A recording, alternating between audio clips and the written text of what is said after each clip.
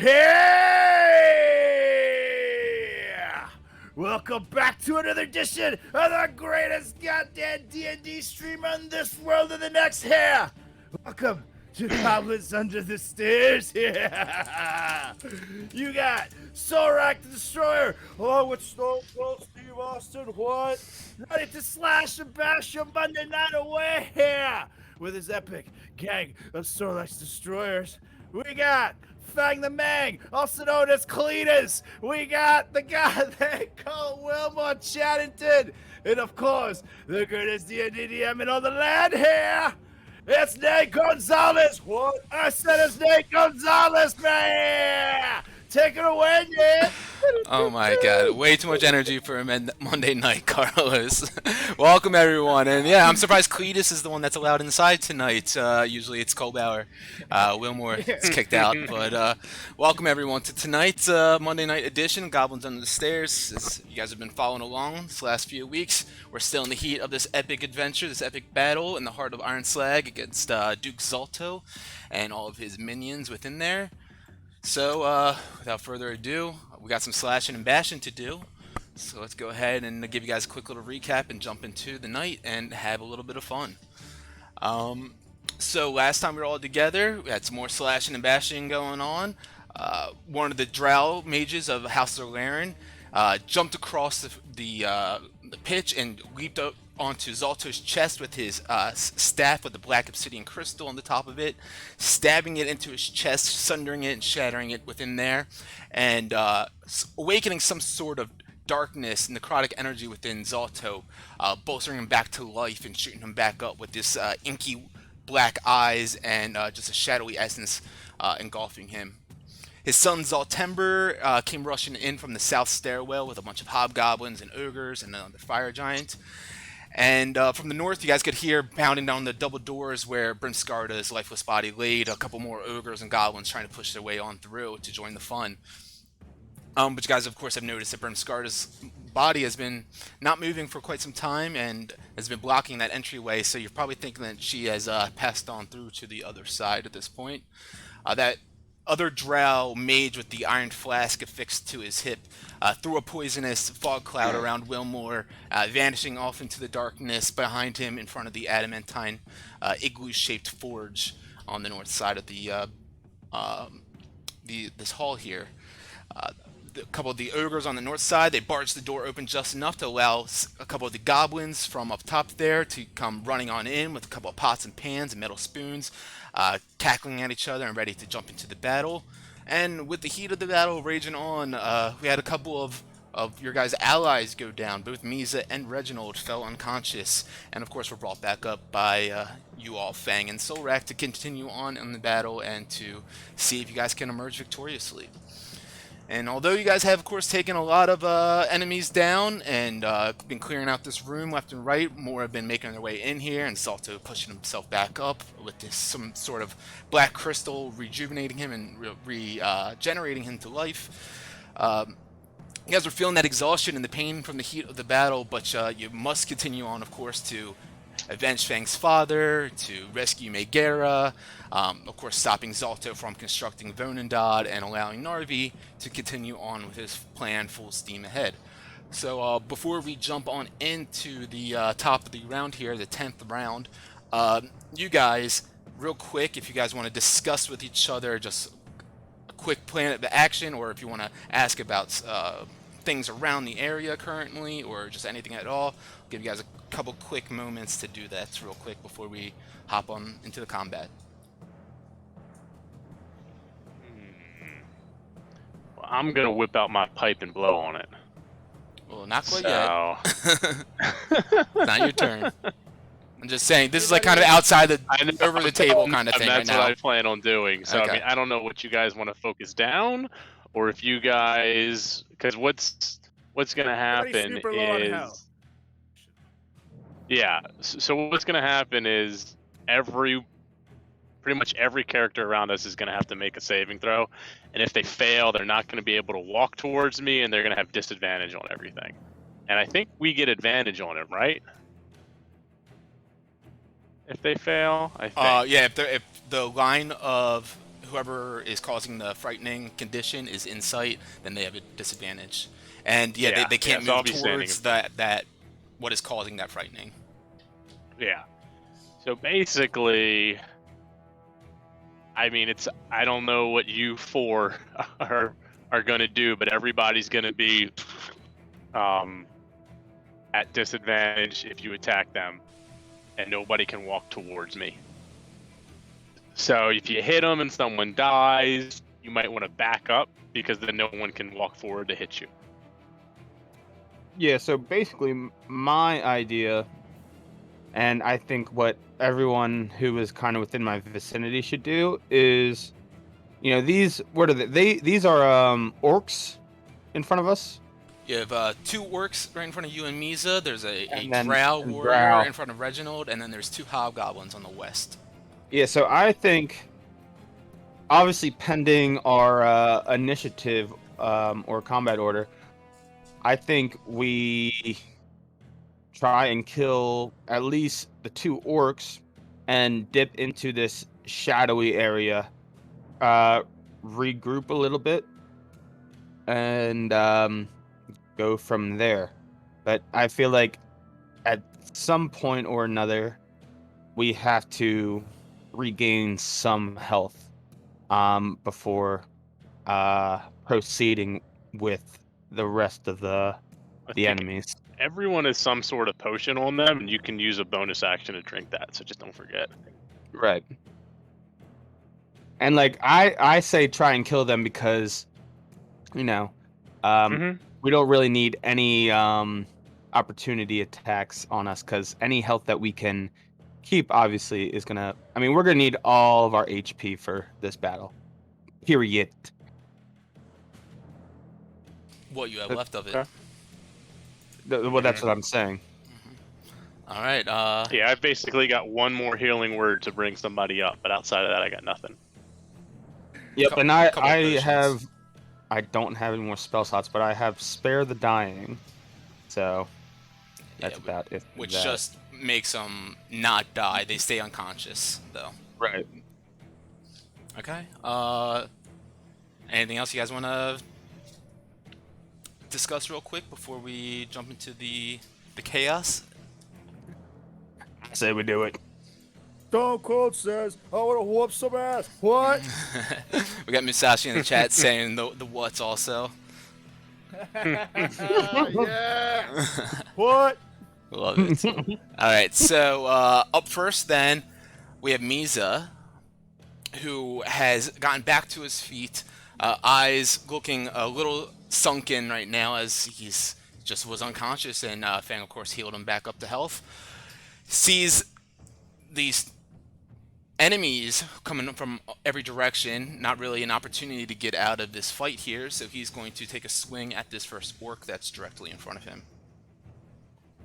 With an 18 to hit and 7 damage is exactly the amount of health that orc had left, as he smacks him across the face with 1 quarterstaff smack and knocks him unconscious, or dead rather. He pushes up right next to you, Fang, and does the exact same thing with this one. Lifts up his quarterstaff as he hops on over there and swings again against his face. And this one also had 7 health left, so with an 8 damage, knocks him off his ass and kills that orc as well. Misa, feeling the exhaustion of this battle coming on, looks over at Fang, kind of hunched over, and says, "Buddy, I'm gonna give it one last ditch effort. Trust me, I'm gonna try to pull something off here." And he looks over at you and runs off into this darkness to the south of here, and you can't see beyond that. As he runs on down here to the south, as quickly as he possibly can, as quickly as his body will physically allow him to, he leaps up onto the body of Vonendad and begins running vertically up the surface of him. 50 feet up to the platform, right up to where Vonendad's gantry, the gantry is, which is holding Vonendad, and that gauntlet on the north side there. And as he gets himself up to the top, let's see if he makes his way all the way up there.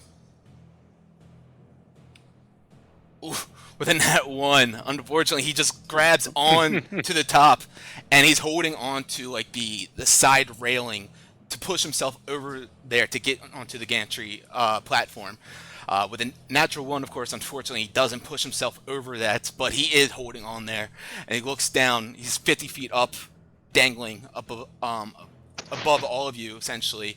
And now that he's, of course, above that darkness cloud and the smoke cloud, Fang and Wilmore and Solrak, you all can see that he has leaped up, ran across Ronandad's body, and is holding on up there for dear life.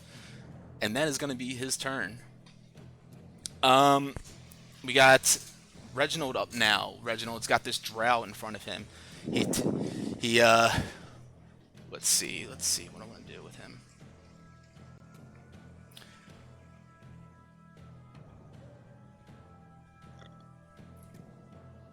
Alright, yeah, he's just going to take 2 massive swings with his battle axe at him. With a 25 to hit, which does 11 points of damage on him. Sweeping right across his body. The drow looks pretty weak at this point now.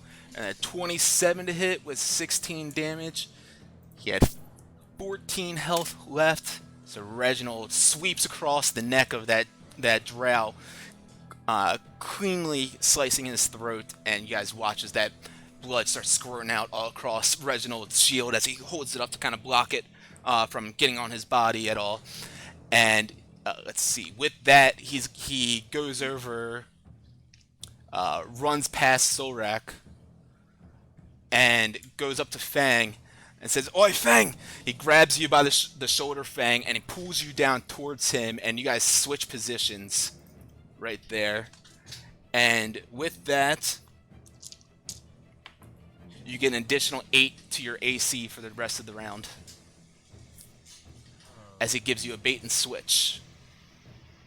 The old bait and switch. That's right.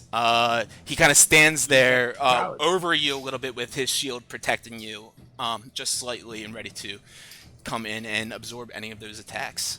So you said +8 to my AC, right? Yep, for the whole round. Okay. So until my next turn. Or until his next turn. Correct. Gotcha. Cool. Yes, that is correct. All right, so with that, Wilmore is up now. I'm going to go ahead and clear these bodies out from here. All right. Well, let me see here. Where is that?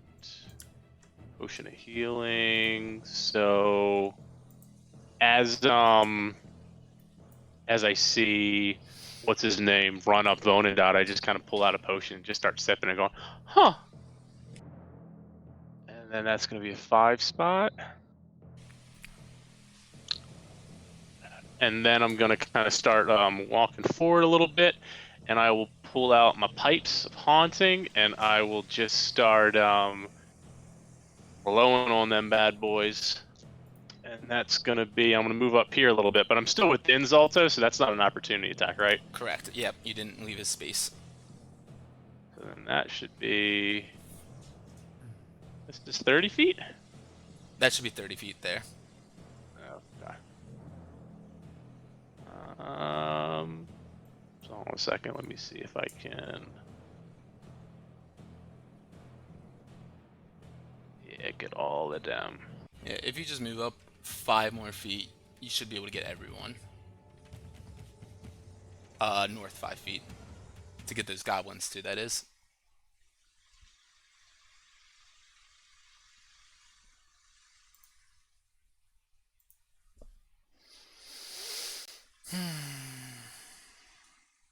Yeah, that should be everybody, right? Except the bottom two. Yeah, that's I don't know fine. why that cut off, but okay, so I'm sorry. Go ahead and position that. Yeah, so you should be able to get everyone except there's 2 hobgoblins. Mm-hmm. All right, so go ahead and so then you play those pipes. I play those pipes. That is 1. Yeah, so then everybody, that's 16 wisdom save. And that's for us too? No, you guys automatically succeed. All right, so Zalto. Can you see my rolls right now? Yes, you get 4. Yep. Okay. Zalto with a 4. Not a wise guy. So I'm trying to get these Let me pause the music on here real quick. That was pretty fucking cool.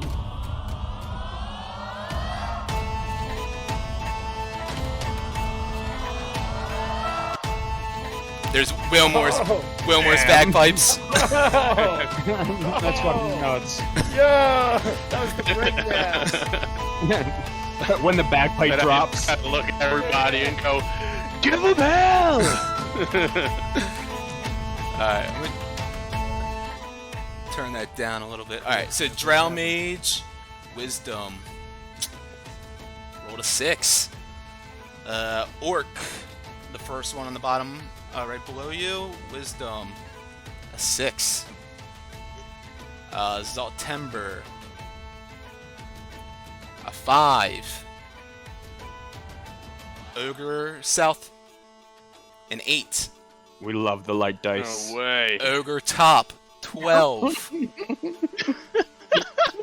Goblin, 1, 19. 2, a 14. So that's 6 goblins up there, by the way. 6 is 1. Oh, each one's 2. Yes. So one of each of those of the goblins in each group succeeded, but everyone else failed. So I'm gonna go ahead and separate these goblins, so we know that.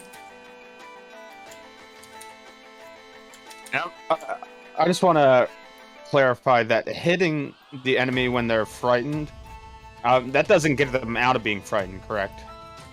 No. No. Okay, I just wanted to clarify that. So at the end of each of their turns, they'll roll again. But right now, none of them can move towards me, and you have advantage on all of them. Fuck yeah. You don't have So when advantage you got, on them. so like when you, I thought you got advantage on frightened. Now, frightened is the creature has disadvantage on ability checks and attack rolls when the source of its fear are within sight, and then Oh, okay. they can't willingly move closer to the frightened. What they're afraid of. Okay. Let me go ahead and pause this music.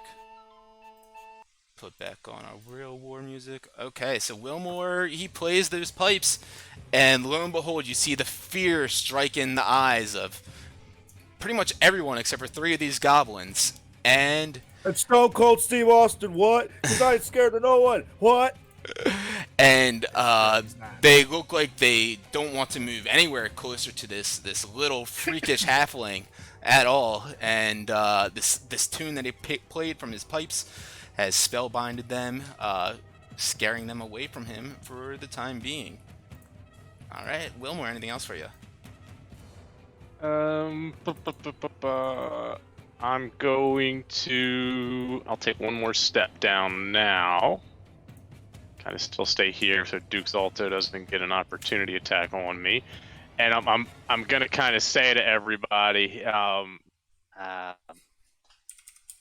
take down the Duke. No one will come close to you.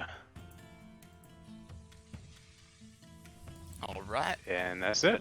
love it. And Brings then us. Sanity's yeah, gonna go over. go for it. And she's going to kind of squawk to the beat at Duke Zalto and advantage the next person. Okay. I know I've texted you this twice in the last few weeks. For a reminder, Sanity can give people potions. Now, I'll use a free action and I'll throw a health potion at him, and he'll catch it. Okay. Yeah. Sure. He's just going to be flying around with a health potion now. Alrighty. Alright, so that brings us down to that hobgoblin on the south who's lost in the sauce, so he's just spinning around there, can't move forward at all. This fire giant down to the south, who was once lost but now is found, is going to run up towards Solrak with his full dash movement and get right up towards you, Solrak, right there. That brings us to the Mang Fang. Is that fire giant that just approached, am I within his melee range? Absolutely. Ah, fuck. Let's fucking kill him. Actually, no. Everybody AC else isn't going to do anything for a whole turn. If I had a reaction, I could hit him. Right at that. Yeah, okay. All right. So Your AC is what, 27 right now? 27. Yeah. Um. Okay, I got an idea. All right. So I see this fire giant come, and I start to really clench my fist, and the eyes in my wolfbite ring start to glow as I use my bonus action to activate it. And then I am going to take a swing with my quarterstaff at that fire giant. Go for it.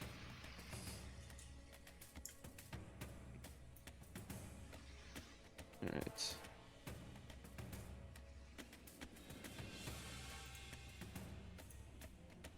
That will hit. 29 to hit, 19 damage. All right. Did you want to use the wolf bite damage on this? Yeah, I rolled with the wolf bite damage. Okay, then you're missing your elemental damage then. No, that already expired. It's already been 10 rounds. No, because we didn't start at round 0. We started at round 1. We did? Yeah. I mean, because Oh yeah. Oh, yeah, shit. You're right. Fuck yeah. yeah. Hold on. I can't technically do... Okay, well, if that's the case, then... If I... So can I would add another D6 then, right? That's right. Fuck yeah. Oh, yeah. So 22 damage on that. Yeah, that's right. All right.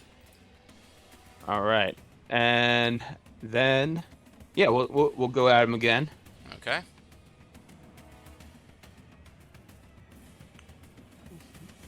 I'm going to use my inspiration for Go that. for it. 14, so... Same fucking thing. Unfortunately, you swing into him, and he blocks it with his great sword, just swinging down and swiping away your quarter swing staff, or quarter staff swing rather, quarter swing staff. Yeah. So anything else for you? Yeah, I say fuck it, and I run into this. I just want to clarify. This is just like a thing of smoke, right? To your right can't is just see like a thing of smoke. To the south is like pure magical darkness. Ah. Suspect. All right, I run right into there. Okay. And your turn there. Mm-hmm. Okay. Brings us to the orc right above Solrak. He comes lunging up to you, Solrak, with his axe in hand. Swings it at you, and with a 12 on the dice, it's going to miss. Hobgoblin down in the south is up now. He's still lost in the saw, so right over to Solrak. So first things first, you guys, check out my band this weekend, Quarter Swing Staff. We'll take it all behind my mom's basement. It'll be super fun. Woo! Alright, Solrak gets disadvantage on his attack. No! A normal roll gets against Zalto. If I walk up past this guy, he can't opportunity attack me, right? Due to his current condition. No, he can opportunity attack. Oh no, because he's frightened? No, he can opportunity attack. He's not looking at Wilmore, so he would still have a regular attack roll. Okay, so this guy's fine. Okay, so then I'm just gonna swing at this jerk and kill him. But I am a werewolf, so. Guys, I will do. remind you what the frightened condition is. If you can hover over each one of these tokens that has it on there and look over it, but a creature can't willingly move closer to the source of its fear. Just something to keep in mind. Right, okay. Wilmore is that fear. Okay. So technically speaking, he couldn't run towards us if I was standing next to Wilmore, but if I run right next to him, he can then definitely opportunity attack me. That's he's right. not moving. Okay, cool. Well, I'm going to Wolf Claw that sumbitch. Go for it.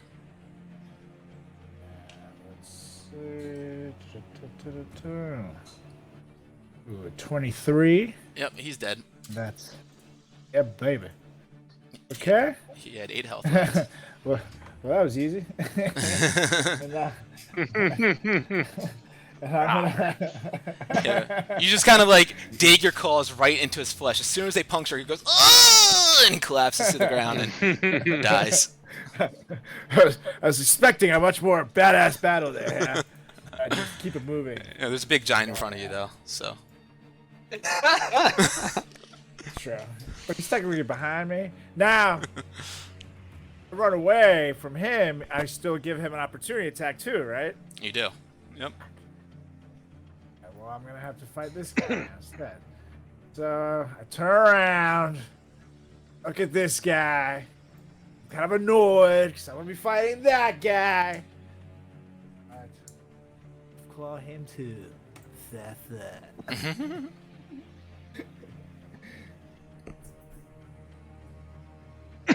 24. Yep, 24 hits. That'll be 13 damage. Cool. And I get uno mas, right? That's right. Right. Time. We're gonna do a little beast fang.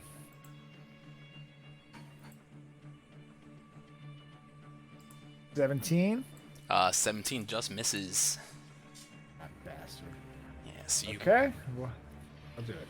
All right. Actually, I'm gonna drink a potion. Okay. Healing potion. Sounds good. You drink that down. Not a problem. This goblin up to the one furthest up to the north. He's quite frightened of this little man down in the center here. He just backs up against this this tower to the north here, and yeah, with these towers actually, you guys have noticed now. When you guys first came into this room, you know there are these carts on a track that were hanging up about 50 feet above you guys, circling around the perimeter of this building. They'd go out from west to the east, they disappear, and then they've come back around from the east to the west and keep running around. And they were carrying some sort of iron ore or you know, sort of stone deposit material that is carried throughout the whole building, so you know they can do their work.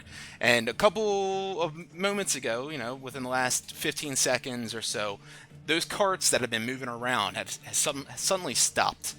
Of course, causing the commotion and noise level in here to drop a little bit, and maybe allowing the other denizens in the vicinity and other proximity rooms to be able to hear what is going on here.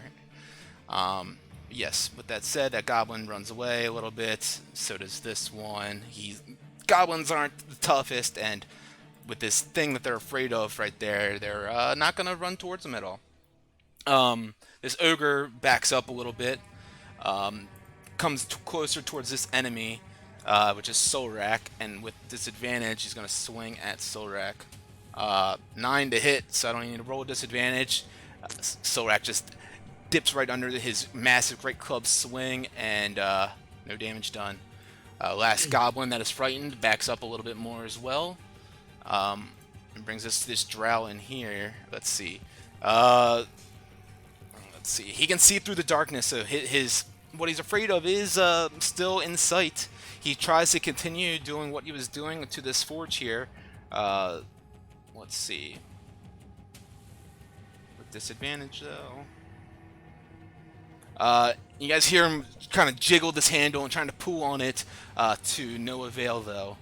Alright, this hobgoblin squeezes through everyone up here and comes up to Reginald to attack him. Do I have any hobgoblins on this? Nope. Alright. Swings at him with his long sword just one time.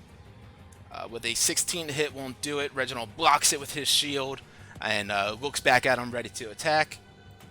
Ogre up the top now. He can't go closer to Wilmore, so he jumps down here, and he can't really get into the fray of the fight here, so he's going to hop behind everyone else and just kind of be back there, and can't really do much about that. Zaltember backs up from this halfling, this spellbinding, haunting tune, moves away. That's getting closer, so I can't do that. He's going to try to get through everyone, run around, and try to find a way to get around to all this action that's going on here.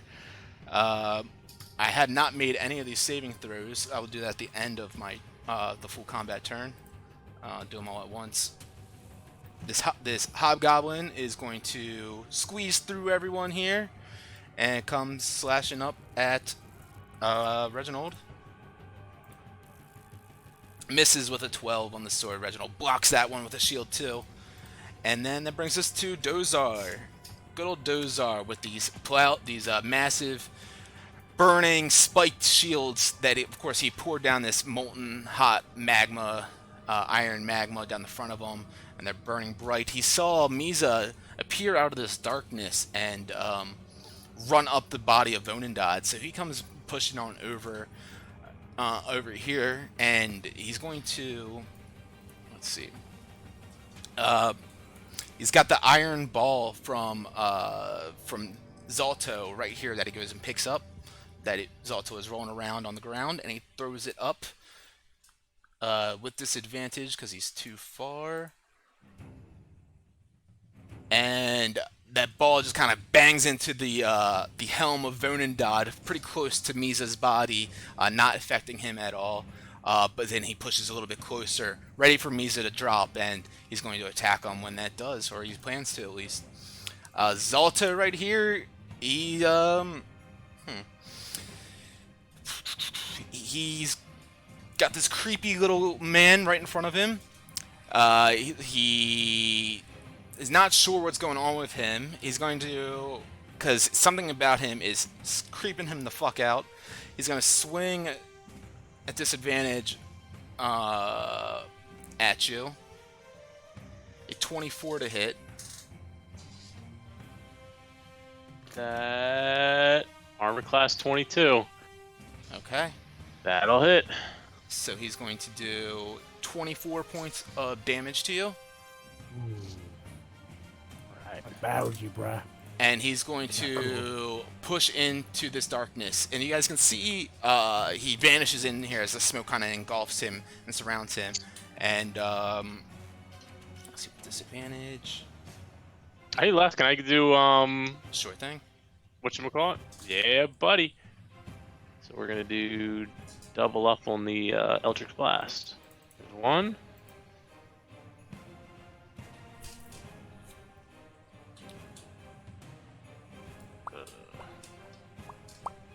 Is that 16? 16 misses. And then the second one.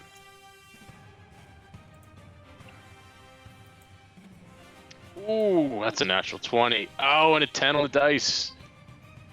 Nice. Here's the other one. And another. So the crit damage was 2, or does that get maxed? Maxed, so 10. Is it 24? Okay, so then 14 on the roll and then plus 10, 24. 24? Mm-hmm. Wilmer, as he begins running away from you, you shoot out these Eldritch Blast. Tell me how Zalto collapses down to the ground. Ah, the first one. So he starts to move away, and I hit him, but I just actually, it passes by him and hits in the ground, and he sees it, and he starts to stumble and fall sideways, and I just nail him right in the face with an Eldritch Blast, and the kind of darkness of his eyes just gets absorbed and turns purple, and he dies. Badass. As yep, Zalto goes to try to help out this drow in this darkness here, whatever he's trying to finagle with this forge, and Wilmer, seeing the perfect opportunity with these Eldritch Blast, shoots out.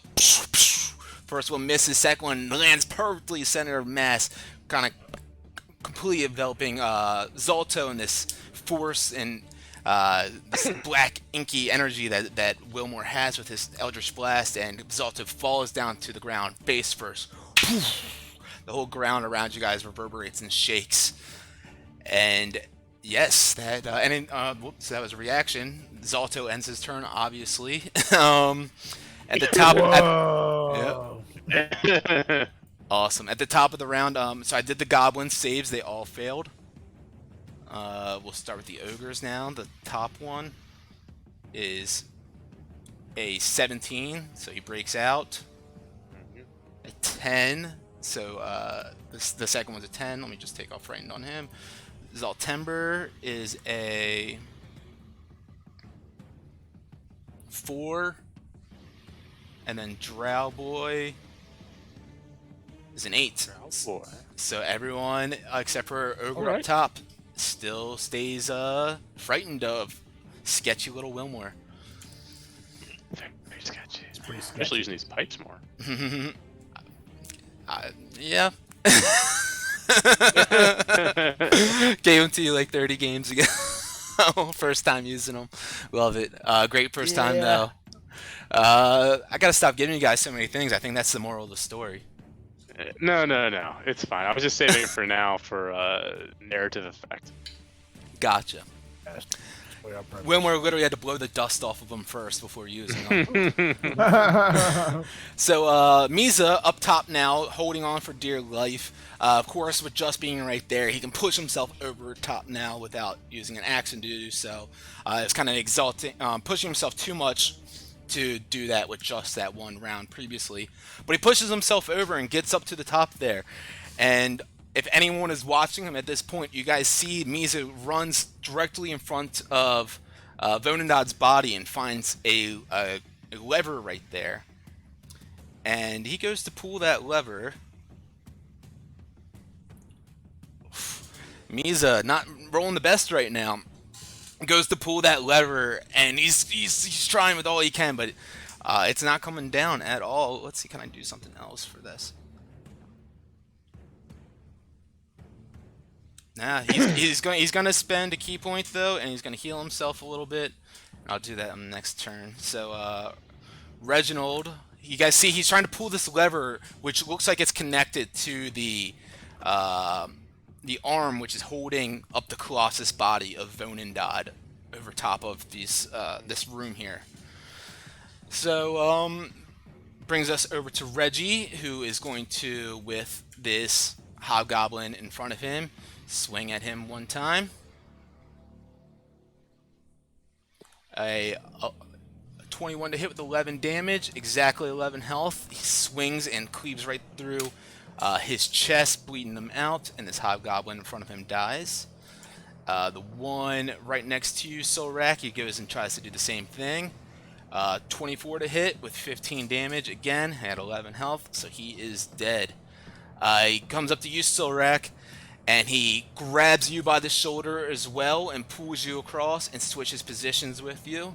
Using his last superiority dice, they give you another 6 to your AC until the start of his next turn. Bloody. He throws up the shield over top of you to like kind of protect you, and he's looking all around, ready to just like give you any sort of extra protection from any of these incoming attacks. So, oi, Solrak, get him at the ankles, take him down. I believe in you, mate. And that is his turn, with Wilmore up now. Secretly have a tear in my eye as he said he believes in me. I am going to 86. So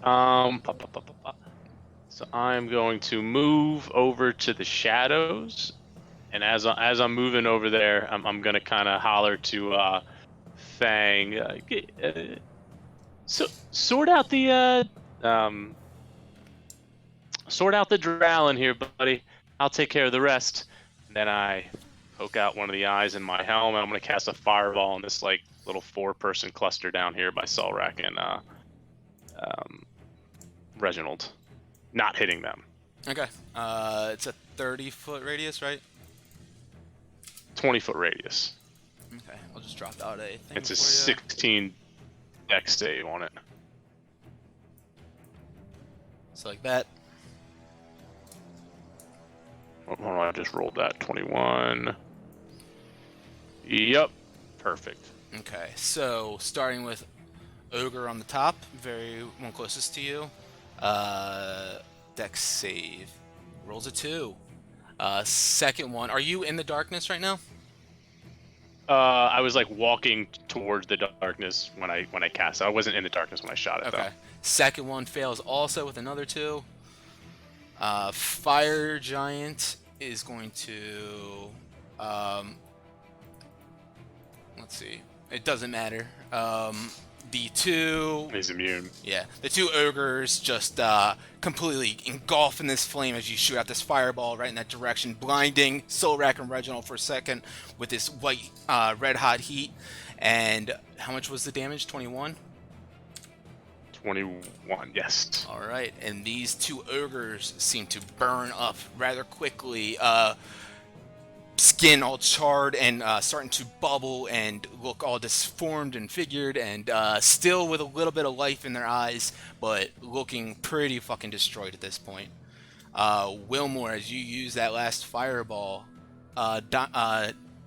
stone crystal from your helm, you feel a little bit of the magic, arcane energy from it dwindle away, and that AC bonus also fades away.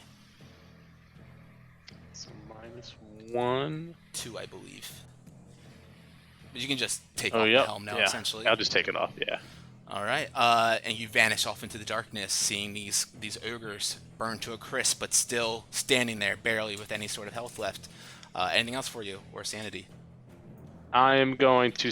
Sanity is going to dash with her potion. She can do 80 feet, so she's going to be kind of right up here in the darkness by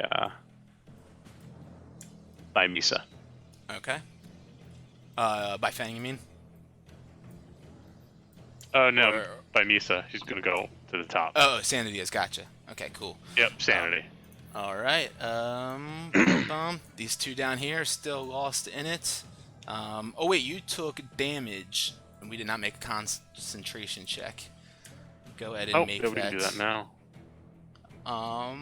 If we're on that topic, that fire giant was supposed to make a strength saving throw or be knocked prone when I hit him with the wolf bite ring. Okay. So there's 10, The an first advantage one, in strength case I saving need it. throw. 15. Okay. He would have fallen prone then. 16. Solrak would have gotten advantage on his hits. Solrak, I'll give you advantage on one of your hits on this next turn. Woo. Alright, he's back up there now. I'm sorry, so what do we have? A 16. con 16. The damage was 22, I believe. 24. So you're good. Yeah, still 11. Awesome. Nice. Alright. So those guys are still lost in the sauce then. Big fire giant here. He steps away from everyone, all this commotion right here, because it's a lot going on, giving Reginald an opportunity to attack. Hitting him for 13 points of damage. And, whoops, did not mean to do that. Thank God for undo, because I forgot what his health was. Oh. His health was like 2 or something. Yeah, so only like 200 more. But so this fire giant, he goes on the other side of Solrak, and with this massive sword in his hand, he's going to swing at you twice. First one is a 26, That won't hit now because of the thingy, right? but your AC, I believe, is 17 plus. What was the? It was 6 I Plus gave 8, you, right? or 5? It was 5 or 6. 6. 19. My AC's 19. So that does hit. It should be. Oh wait. Your AC should be. Yeah, wait. Yeah. What? Alright, it should be. I get stuff. let me speak real quick. God. It should be 13 plus your dex plus the 2 for your haste, and then plus the superiority dice. So 13 plus 2 for your dex is 15, plus 2 for haste is 17, and then plus 6 for the superiority dice is 23. So the first one hits. Second one is a natural 1, so that one's going to miss. The damage on the first one is 33 halved. Oh, I'm sorry, I'm rolling these to self, I just realized. 33 halved for you, which is 16 damage is what you take. Alright. Oh. And that will end his turn. We have Fang up now, Alright. aka Cletus. Hey. Alright. So I respond to Wilmore when he was speaking to me. I say, I would take care of the Drail if I could fucking see in here. As I then proceed to use a key point and use Hand of Healing on myself. Okay. So I regain 6 health. Bonus action, I pull out my potion of invulnerability and glug that thing down. Alright, love it. Anything else for you? Want to move at all or anything? Actually, yeah. You know what? I will move in the direction of which I just came from, but stay within the darkness. Okay. That brings us to this guy down here, still lost. We got Solrak then. Right. I'm gonna swing. And remember, Fire you giant? do have Bardic Inspiration still as well. Oh, cool. That gives me a D8 on the damage, right? On your to hit roll. Okay, cool. So I'm going to, and I have advantage on this guy, my first hit, right? Correct, yep. Because we're going to So I'm count that gonna- prone, yeah. Okay, cool. All right, I'm going to wolf claw this some bitch. And let's see.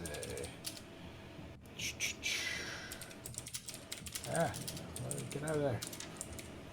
All right, fuck it. Sorry. Got Go Cletus, everyone's favorite slack-jawed yokel in the chat right now. Yes, that's such a good reference. And don't you forget it. Alright, So the first one, 24, I'm guessing would have hit. Yep. So 13 damage. Yep. Cool. And I'm gonna, but that was the second one. The one was the advantage. All right, I'm gonna hit him again. Bam. Yeah, the your AC being down, it's part of the bad parts about being a werewolf, of course. Ooh, I'll use my Bardic Inspiration here, actually. Okay. Roll that D8. 8, baby. Yeah, 8. You lucky motherfucker. 15 or 17 damage. Nice. That's right. Sometimes better lucky than good, boys. Good luck in your case. All right. Yep. One more hit. That's right. So I'm gonna beast fang him.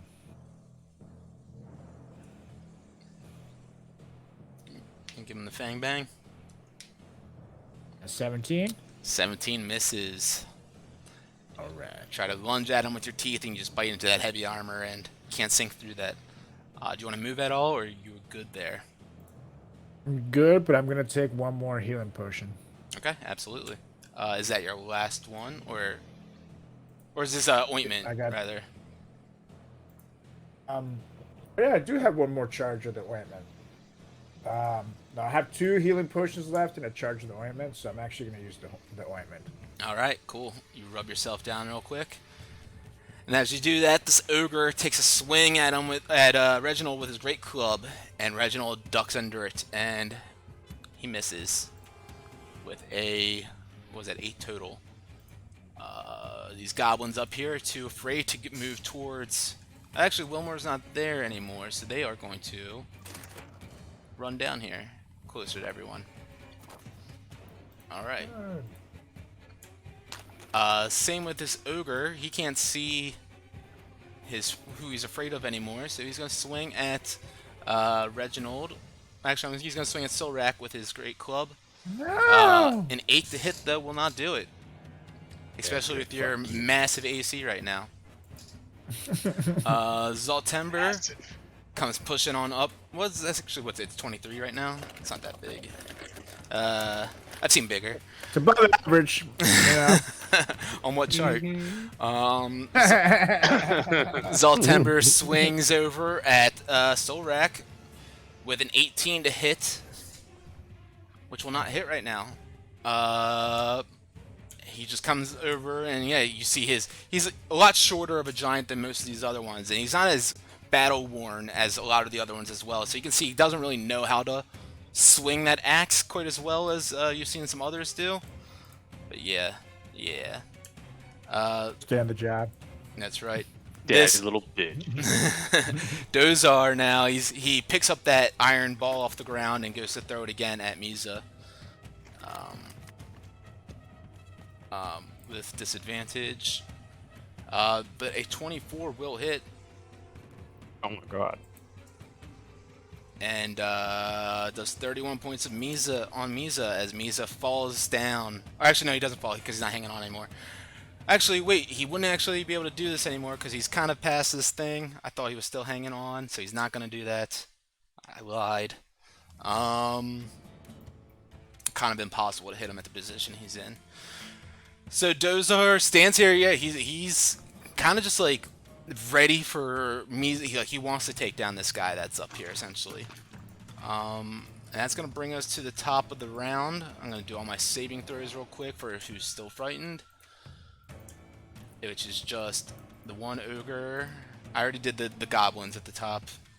They all failed. 13 on the ogre. And Zaltember is a 2. And Drow.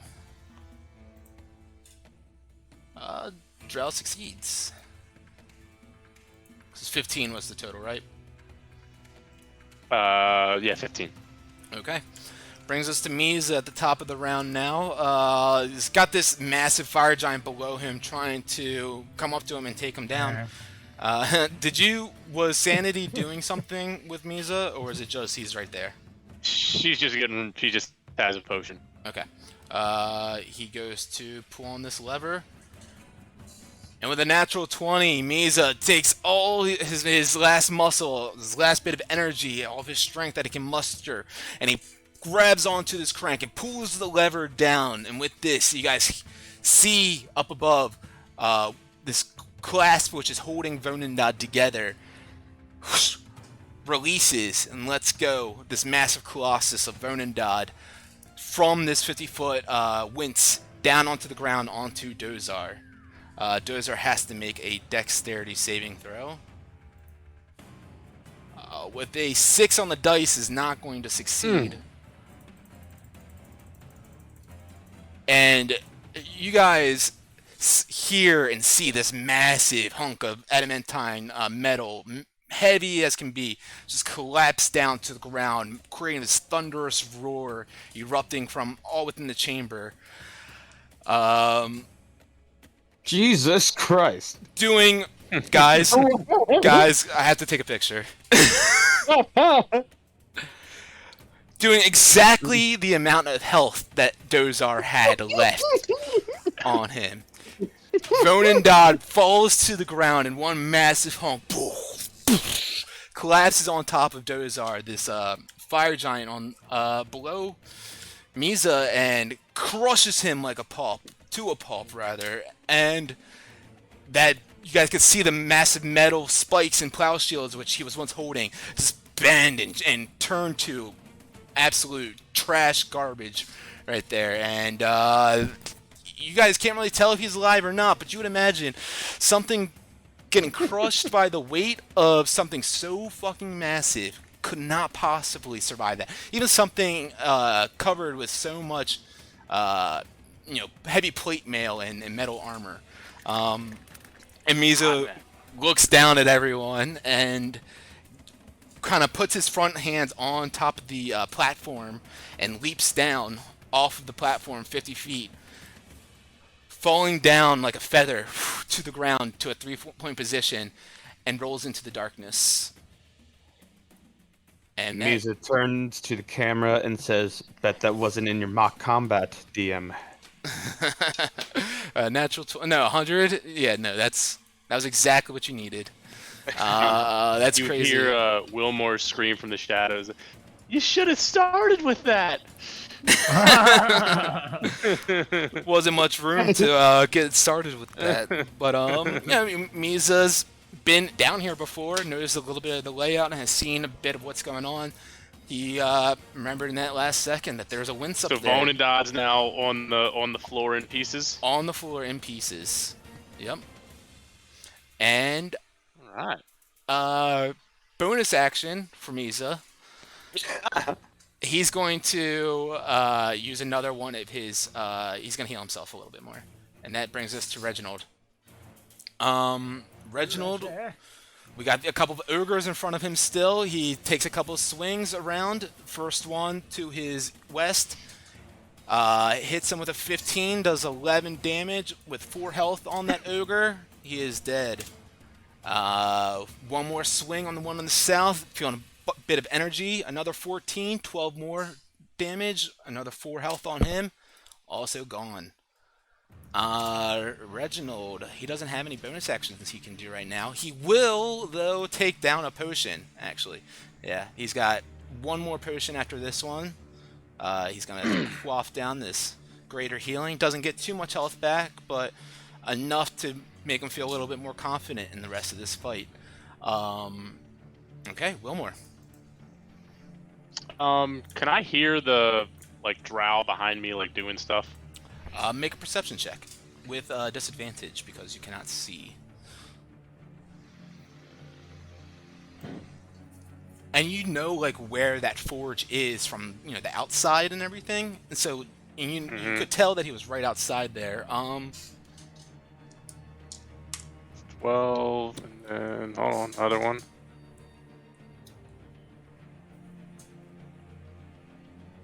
12 and 11.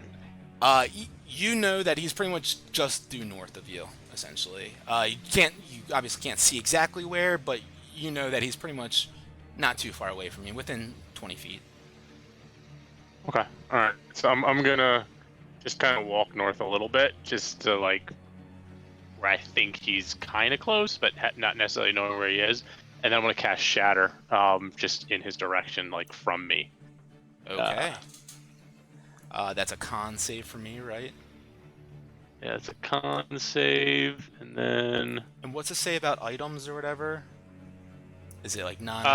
yeah, items can break. A non-magical object that isn't being worn or carried also takes damage if it's in the spell's area. Okay.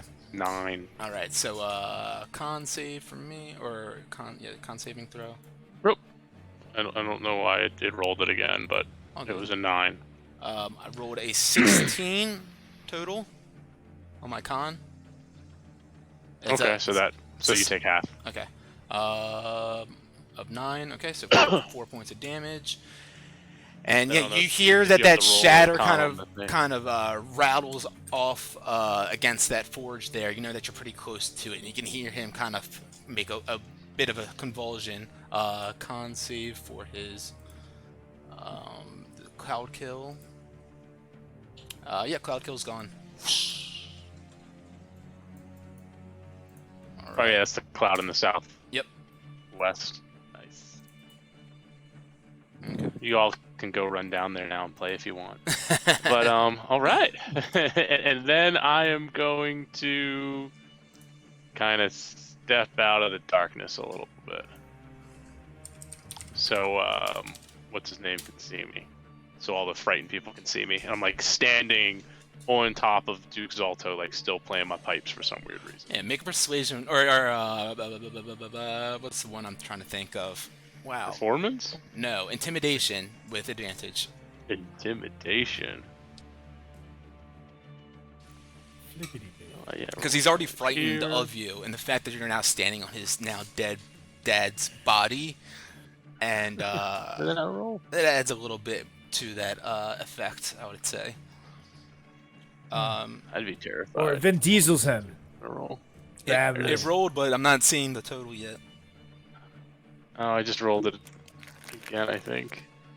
I've got a 15 on the thing. Yeah, 21. Cool. Yeah, definitely a little bit of fear in Zaltember's eyes and the goblin's eyes that are rushing towards you now as you pop back out and you emerge on top of your your victory mound. Fresh hill. Yeah. All right. Anything else for you, Insanity? Sanity's going to dash back. Kind of here-ish. All right. That's it. Cool. Hobgoblin's down here, still saucy. So we're gonna have this fire giant right next to Solrak. Swing at you, Solrak. This is... Let's see, actually. Oh. You are... This is your last rage round. 4 rounds, right? I believe. Actually, no. If you've raged... I didn't inform you that last round was going to be your last round of rage, because you probably would have done that as a bonus action instead of taking a potion. So, this is... After your turn, you have to rage again if you want to keep rage going. Get what I'm saying? And don't forget, you have advantage too Not anymore. on the fire giant. Nah, that was just the one time. And Yeah, but I'm saying for me, no, on my wolf bite ring. he got up though. That was a round Oh, ago. shit, was that? Oh shit! We're going through shit. And guess we Fang, lost yeah, the sauce. your elemental tattoo's gone now too. Yeah, I thought so. Okay, so fire giant is going Didn't to. Solrak haste potion in though? He's got one more. This is his last haste potion round. He took it on round 2 or 3. I put it in the notes on his token. Mm-hmm. Rage until round 12. So yeah, okay. after this round, your haste is gone too. All right. With that said, fire giant's gonna swing at you, Solrak. Oh, that was a bit slow. 15 to hit. Wow. And a 14. Or was that? Oh no, not 14. 21 to hit. So that one will hit you. Is going to do 16 points of damage on you. And he's going to end his turn there. And we got Fang up now. All right. I start continuing to proceed to the area that I recall that I came from. Sure. And Boom. the smoke kind of ends, and I am now standing in the at the rear of this fire giant, and I go to take my quarterstaff and like baseball bat swing him like right in like the hamstring. Let's do it. Could that be a sneak attack? I'll give you advantage. Yeah, he doesn't know you're there. Fucking A. Just on the first attack, though. I'll do Yeah, it. yeah. All right. Quarterstaff.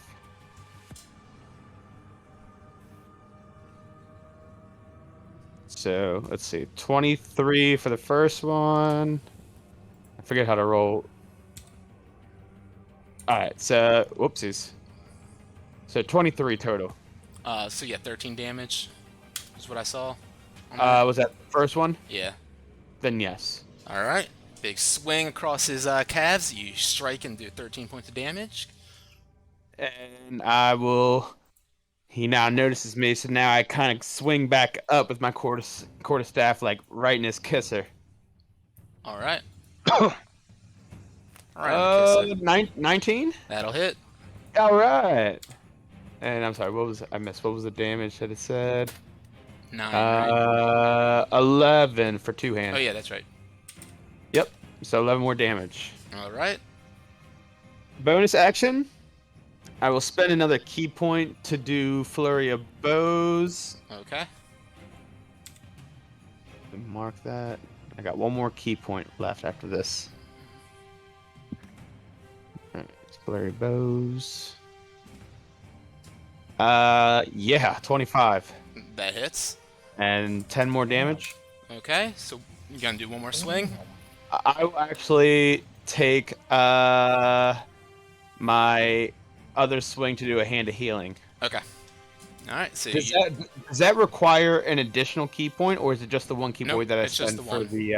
Okay. yeah, you just don't do a second hit. Of course. 5 healing back. Something. All right. Anything else So for it you? is. That is it for me. All right, Solrak.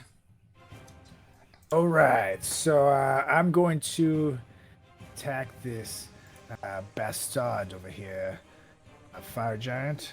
Okay. I'm gonna. We'll say that your rage has ended now. So if you want to start raging again, you want to do that as a bonus action. You can do that at the top of the round if you want. Cool. Yes, I will do that. Okay. And it is my last rage. That's right. Okay.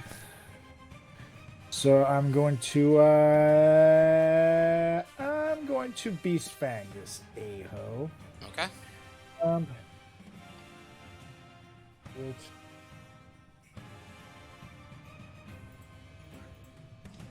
and the second thing I would have done.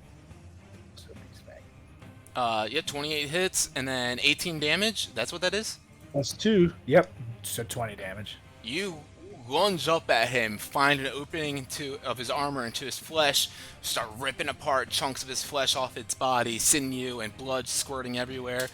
And this fire giant collapses down to the ground as Silrax-like form starts ripping apart his flesh. Ow! What? That's what I say. Oh, I love it. Okay. You have one more attack? I'm going to attack this ginger freaky boy over here. I like gingers. So you're all right. Cool. Yeah. I've heard the podcast. Lots of slander against gingers on the podcast. If you like up. to slander gingers too, listen to the Frat Chat podcast. Wherever you listen to your podcast today. Terrible. Oh, Terrible. Lord. Okay. I'm also gonna beast fang this jerk. It's 15 to hit. 15 hits on Zaltember. Yeah, 17 damage. He's a little bitch. Like it. He's just a teenager, really, but so if it makes you feel better, you're trying to kill a teenager. That's fine. And I it, feel sucks. great. teenagers, they Teenagers. suck, so it's all good, yeah. Fuck them kids. Anything else for you? That's it. All right, Goblin up the top. He's not going to move closer to Wilmore, but he is going to run closer to Reginald. He's going to swing at him, missing. Brings us to another one of these gobs. Is going to do... Actually, he can't... That is technically running closer to Wilmore, so he can't do that. He stands back here and he throws his metal spoon towards Reginald that he has in his hand, and let's see if that does anything. Nope. Now he's weaponless. This one too. He's going to try to do the exact same thing. He's got a pot in his hand, tries to throw it over there. Garbage. Drow is up now. You guys can't see this because he's in the darkness, but something happens to him. Don't hear him over there anymore, as that ends his turn. Zaltember right now facing Solrak, who is got Wilmer over his shoulder, swings his battle axe at Solrak, but with disadvantage because of all that junk. But an 8 is not going to be good enough, as he's just frightened. He's holding his battle axe, shaking in his boots. His elbows are quivering. He goes to swing at you without even a full degree of power, and just misses. So man, oh man, that brings us to the top of the round then. Let me delete... Actually, I'll leave Zalto in here. Misa comes running out of this darkness behind Fang and grabs Fang by the shoulder and says, the carts, they stopped moving around a little bit ago. That's probably going to cause some attention to everyone else inside the building here. We need to be quick, and we need to get out of here as soon as we're done, before we get more people in here.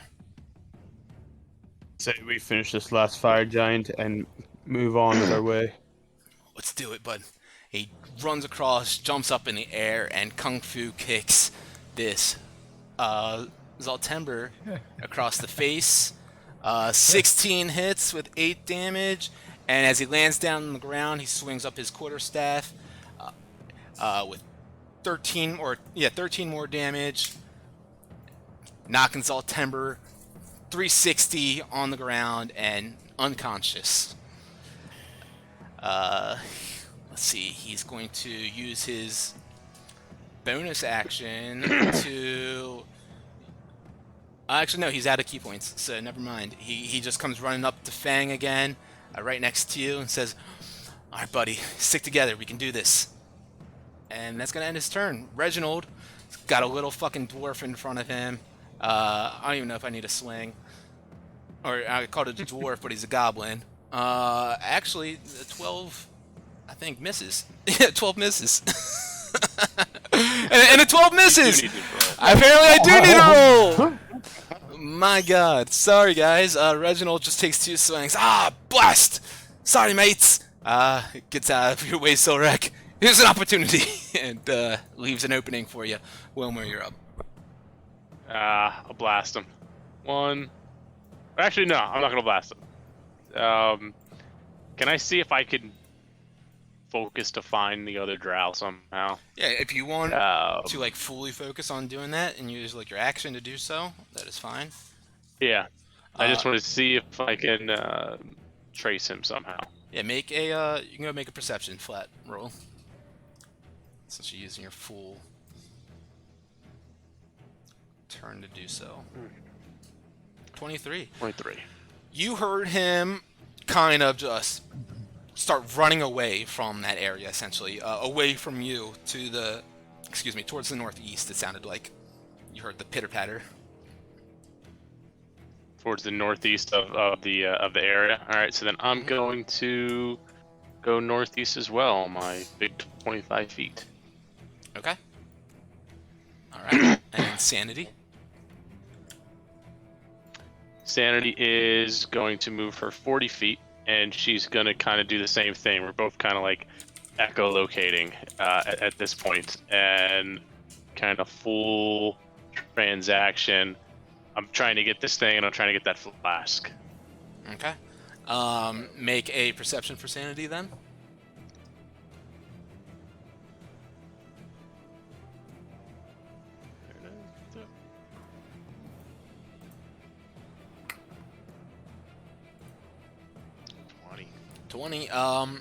Sandy is flying in the same direction as well, going towards. Sounds kind of nearby that tower that has the tracks in which the cable cars are. It's supporting the cable cars up above you all. This tower? Yeah, it seems by that. Yeah. Yep. Okay. All the sound that you guys have been able to pick up with in here signs leads towards that direction. All right. You still have the concentration up, so it's still saucy. We got Fang. Right.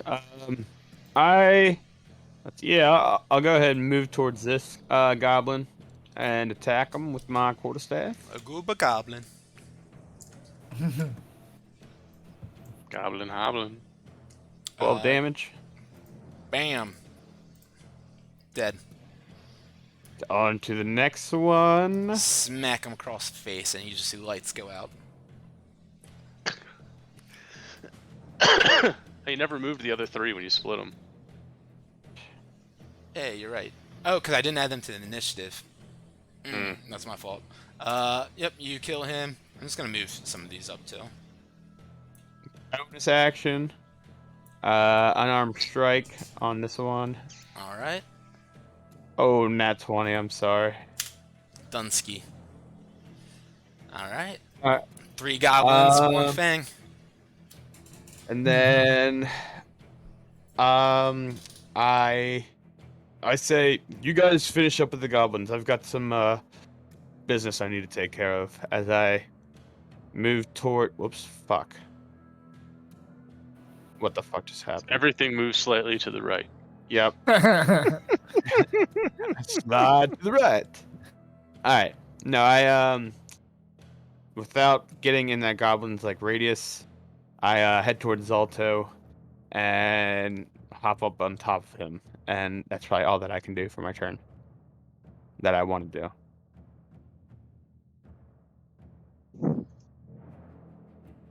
Can't hear you, Nate. Soul Rex up. Got the hobgoblins are still saucy. So much sauce in this game. So much sauce. I'm going to run up to this saucy goblin boy here. Island boy. He's just an island boy. He's just trying to make it. I'm just trying to make it. Fucking so bad. God, oh God. Hey! They're not bad. I'm gonna act like you didn't say that. Goblin is dead. 19 You just damage. bite into its flesh. Blood squirting out in all different directions. I turn over and look at this one now. Bam, bam. And he's scared. And I'm gonna do the same thing. Beast Fang! Oh. 17 damage. Yep, dead. And the last but not least. Alright, I think because you're not hasting anymore, you only get 2 attacks right now because you're not dual wielding, technically. You don't get a third bonus action attack. Alright, then I'll stand a few feet back from him. Alright. Back here. Love it. So at the top of the round then, we have Misa, who looks around, just sees this one goblin left. Wilmer's ran into the darkness. Fang standing on top of Zalto. He warned Fang, of course, that there might be, others coming around to look for you all, especially with the quiet of these carts stop moving around. As he swings that quarterstaff at this glass goblin, he swings across its face and lights out on this one as well. It goes unconscious. So with this, you guys can't see any current enemies right now. You do know, of course, the drow is still in the room, or at least you believe so. Misa goes running up towards Fang and says, "Oh, Fang, look, I told you, I think we don't have much time left inside here.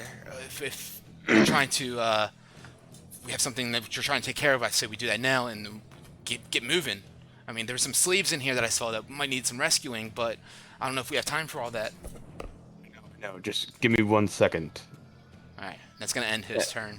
Right there first. Reginald is also, he's going to run up to Solrak first. Hey, Solrak, guy.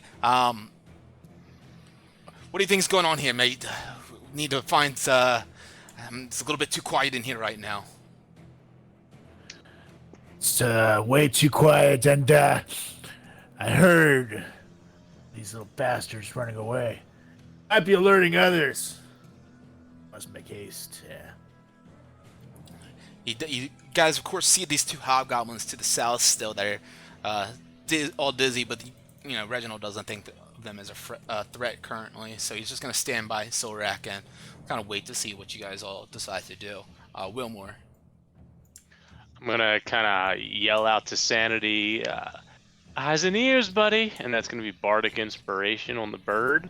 And then I'm gonna kind of like saunter around, kind of like in the Wild Wild West, and I'm gonna ready my Eldritch Blast, and then it's going to be on wherever Sanity says to shoot it, and she's gonna fly up and take a perception check to see if she can find this guy. I love it. In the Dritz series, they meet a ranger, or he meets a ranger that's blind and uses an owl to tell him where to like shoot his arrows with and everything. It's so badass. That's so cool. Make a perception check with Sanity, and if you need to use a Bardic Inspiration, go for it. We're gonna add the Bardic Inspiration, so that's a 10, and then we're gonna add the 8.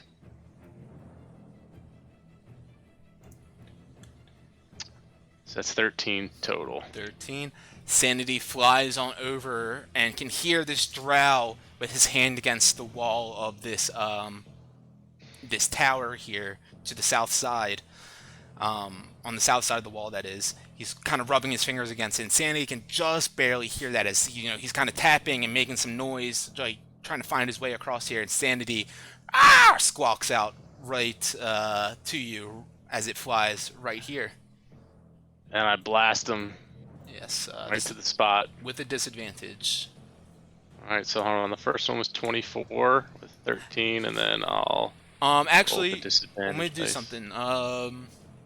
Because Sandy giving you this, I'll call it a flat roll instead of it being disadvantage. I'll call it just a flat roll. Okay. Alright, so then what was 24. that first one? Yeah. Yeah, the first one was 24 and 13. Yep. So 13 points of damage, and you zap him. Let's see real quick. A natural 1 on the dice is gonna fail a concentration check. That's comically. Just the way that happens like that. 13 points of damage, and he reappears right there, but you can't see him, of course, because you guys are still in this darkness, but he was using an invisibility spell to hide for the time being. Okay. You have another shot if you'd like to take it. Yeah, let's do it.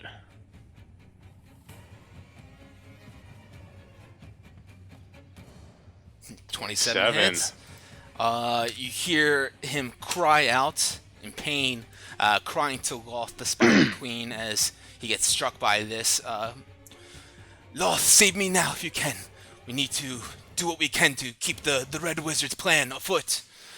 And he just kind of prays to his Spider Queen there, sounding very weak, with very little energy left in his body. Anything else for the two of you? I move as close, so I think I was back here, so I think I can probably move a little bit closer. So that is... Hold on. Can I so like, since he would have popped up, can I bonus action Hexblade Curse on him? You can't see him, though, is the problem. Oh, yep, you're right. You can see. Yep. That's it then. Yep. No more bonus actions. All right, Fang, you were up. So while I'm on top of Zalto, I take this time and just think about the memories I could have had with my father. And I take this moment to take out my prayer wheel.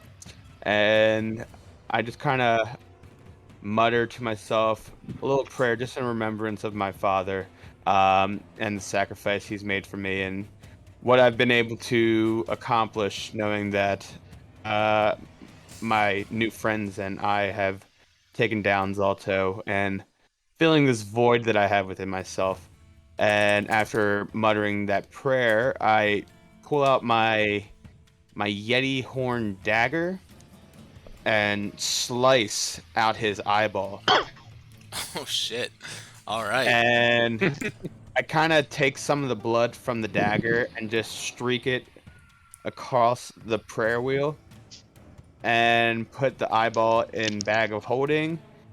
And then I will, I don't know if this is too much, but search his body for what belongings he has.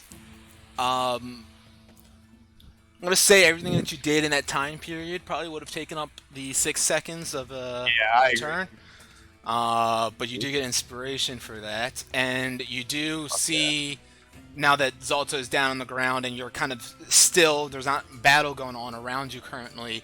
As I mentioned before, he in his giant iron maul, which is now on the ground beside him, and the head of it looks like a cage, in which is a unconscious dwarf at this point.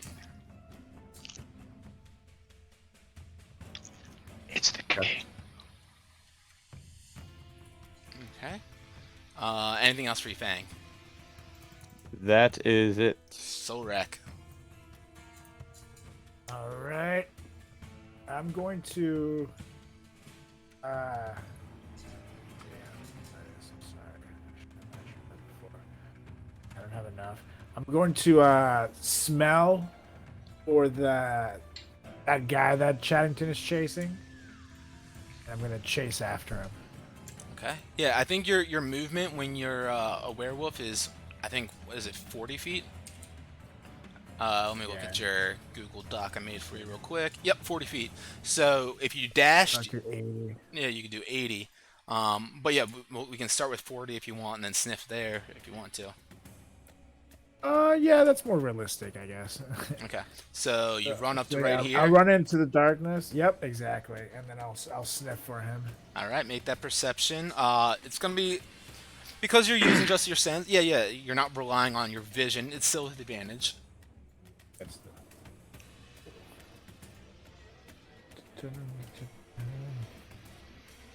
Right click. Oh, I guess it doesn't. Musashi said, Cletus goes from reflecting gently to some harsh stuff right there. Damn. Lex is watching too. Hi, Lex. 22. Hi. She said, honestly, lol. 22. Yeah, you smell. You can smell the scent of iron and blood coming from the northeast as well. With the 22, you can kind of almost directly pinpoint the whereabouts that kind of bloodthirst that you have as your Lycan skill. You could run up a bit closer if you wanted to as a dash and like know like pretty much whereabouts he is. Deal. Move. Like right here. Okay. So you're gonna dash on up there. Perfect.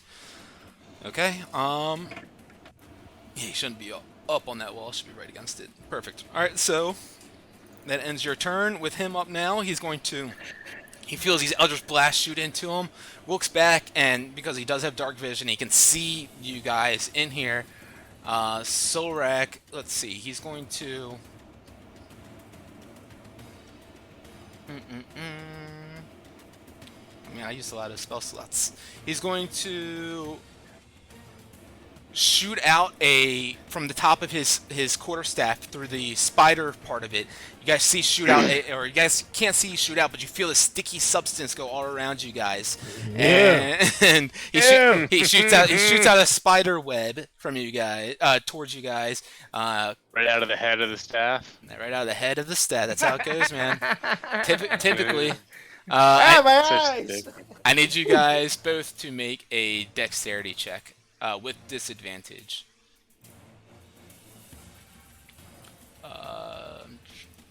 Now, do I get Yeah. just the regular ones? Since I get advantage on dex throws? It's on things that you can see, though, and you cannot currently see. 7 and 27. Tricky. Or 17 and 27. Tricky. 17, nice. Wilmore, he steps out of all the goo.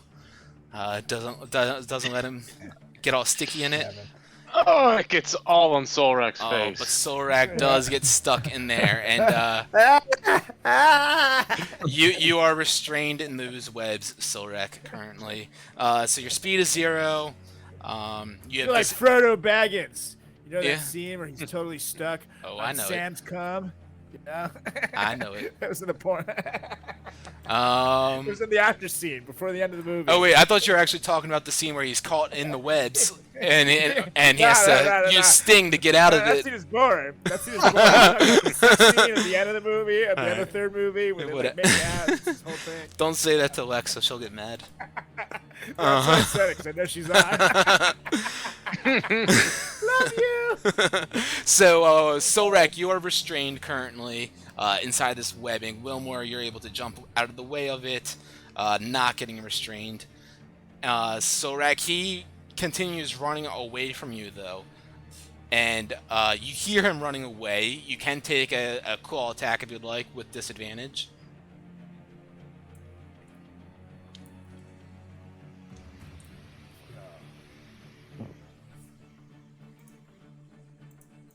A claw.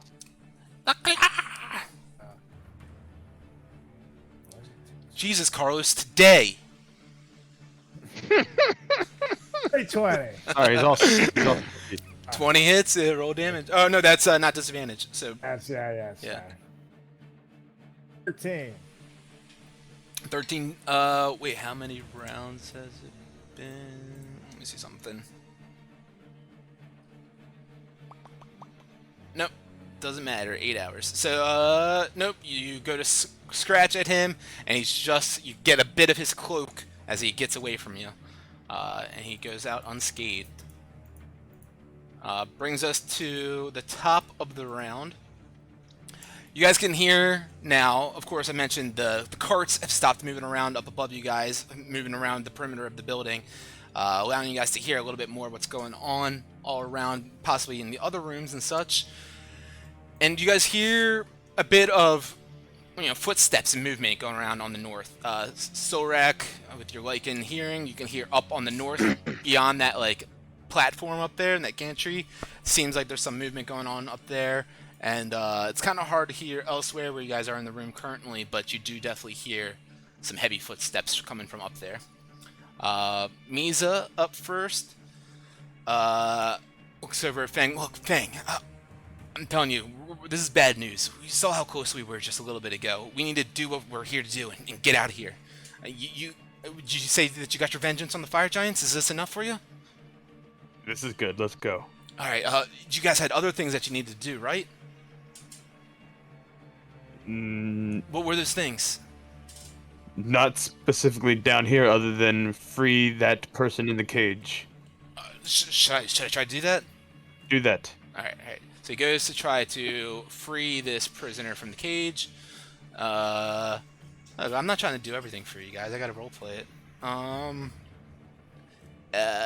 And with a 17, he sticks his quarterstaff at the top of the wedge of the cage and starts pulling it back and forth, trying to wedge it open. The cage just barely breaks open. 16 was the DC, and inside of it, you guys can see a half-naked dwarf, red, long beard, red hair, with a couple of braids that are all knotted up right now, and he's so disheveled and beaten up, bruised and bloodied everywhere, breathing but unconscious at this point. Misa goes in and pulls him out and drags him out of this cage here, and he's now laying on the ground on the outside of it. Reginald, up now, sees Misa do this and goes, "Oi, that's King Harneth of Citadel Adbar. What in Helm's name is he doing over here?"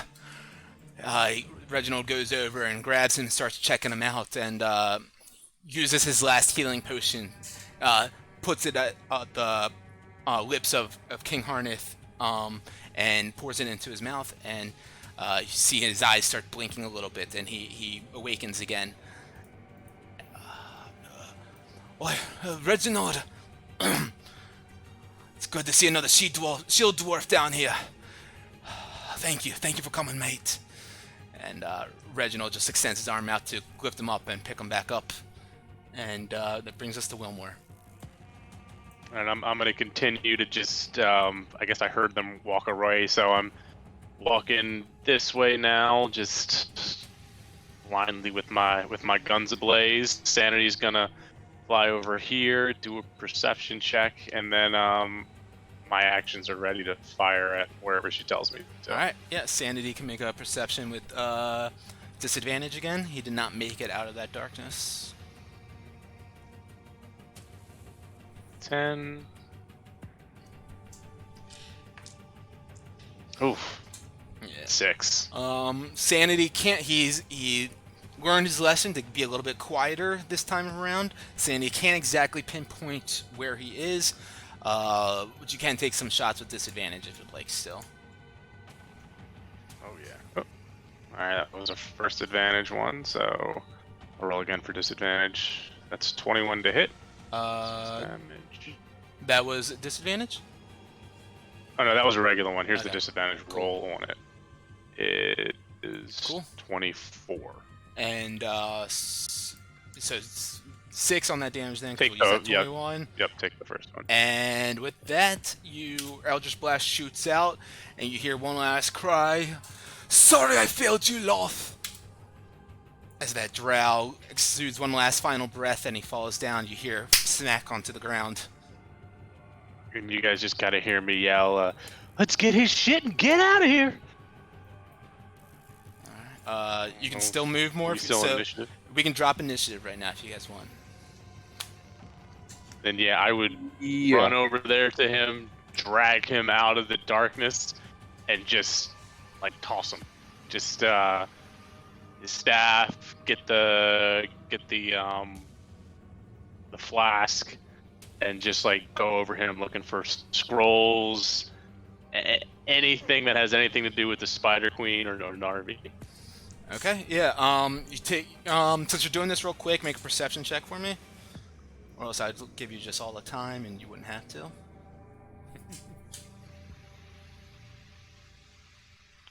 Right. Cool, Jesus. 20. All right, so you find as you start to look over this drow real quick. Obviously, you have seen this magnificent spider staff that he has. The top of it. Let me open up my notes real quick. So he's got this staff with the web patterns going all throughout the side of it. Sculpted on the top of it is that spider, black spider. On his, he's has these 2 small diamonds in the eyes, and on the top of the spider staff is still a bit of that black obsidian crystal. grab a pouch from him real quick. There's 4 gemstones inside of it, all jet black. He's got this beautiful cloak that he wears. It's a fine black cloak embroidered with webs, made with platinum threading going on throughout it, and kind of creating that webbing. And obviously, the main thing that you have noticed is that he has this iron flask on his belt that you can go ahead and grab if you'd like. It's got a couple of runic symbols on the side of it. Yep, I snagged that too. And then I just kind of say, "We gotta go, gentlemen." Is that the same drow that you were telling me about that I perceived the thing on his belt? Correct. Okay, all right, cool. Thank you. And we're out of initiative, right? I kind of muttered to myself, "Frank's gonna love this." Love it. So, what's going on, guys? Gentlemen, we must get out of here. The carts have stopped moving. They could be on us in no time. We've got to get out, and we are obviously in not the best shape. Start to book it. Oi, Solrak, over here, mate. Will you give me a hand with the king? I'm still stuck, and I'm. You make a dexterity saving throw. Guys, We can't see you, buddy. Oh yeah, I deleted the darkness. My bad. 24. So Oh, you lift up your legs. It's kind of sticky, like you're in a bee lounge and your feet are sticking to the ground, and you get out of there. oh, up at the lounge. And you make your way out of that webbing. I've lost plenty of shoes in that place. Oh, I lost my virginity there. Ugh. Shout out to Freya for kidding. taking You have to be- Kobar's virginity. You have to be 21 to enter. That's what Kobauer heard. He's like, I thought I had to be 21 to enter. I know. I thought it'd be 21 to enter there. It was 21 Check my to ID and enter everything. you. Yeah, exactly. So you guys hear that his heavy footsteps on the north, coming from that beyond the gantry on the north side there. I'm already hustling through the darkness while all this is happening. Sorek, you're going to help Reginald with the king? Yes. All right. King, can you walk? I'll throw my arms over your guys' shoulders, and if you guys can help me, I'll make it out that way. You don't need to actually carry me. King, why don't you take this as I hand over to him, for the time being, I want to make that clear, my ointment for him to use. So here, rub some of this on you while you're moving out. It ought to help you feel a little better at least. I appreciate it. Appreciate it, mate. And you guys begin moving on out then. Go ahead and show me where you're going. The general direction of where the elevator is, but we got to go through the smoke. You guys want to go out the front door, maybe? Is that where's the front door? This is the front door. To the left? Like the bottom right. Although I guess we could go out the right because then we have to save the slaves, right? Well, Yes, guys, let's go out that way. We can release the slaves. It'll create diversion as well. there's an entrance to the mines upstairs. If we want to run through the mines, we can go up there. The elevator came down. It was like not even 10 minutes ago. It's gonna take another 20 minutes for it to come down. We can't do Right. that then. Through the mines it is. Let's go. All right. You guys begin running on through. East, west, south, north. Show me the way. Misa, show us the way to the mines. All right. Let's see if I can remember. All right. Follow me, guys. And he begins leading the way, taking you guys up north.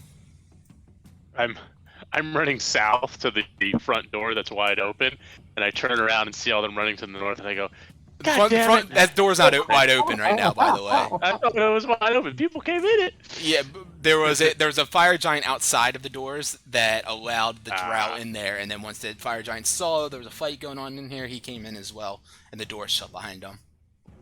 All right. And I come up with y'all's. All right, so quick, someone help me with this body. I will do it since I tend to perform better than Solrak in situations like this one. All right, everyone. I got you too, but That's not what she said. Yeah, whoever's doing this, make an athletics check. Yeah. think Sticky we're all those doing it. Solrak. As you guys begin pulling her body off, you guys can hear the doors up 17. above on that gantry above you guys begin to open up and slam behind them.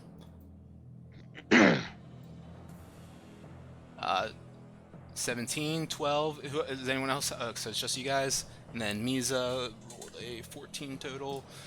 So you guys are moving on, trying to pull this body out of the way. It takes you just a little bit of time to do so, but you get Brimskarda's body out of the way.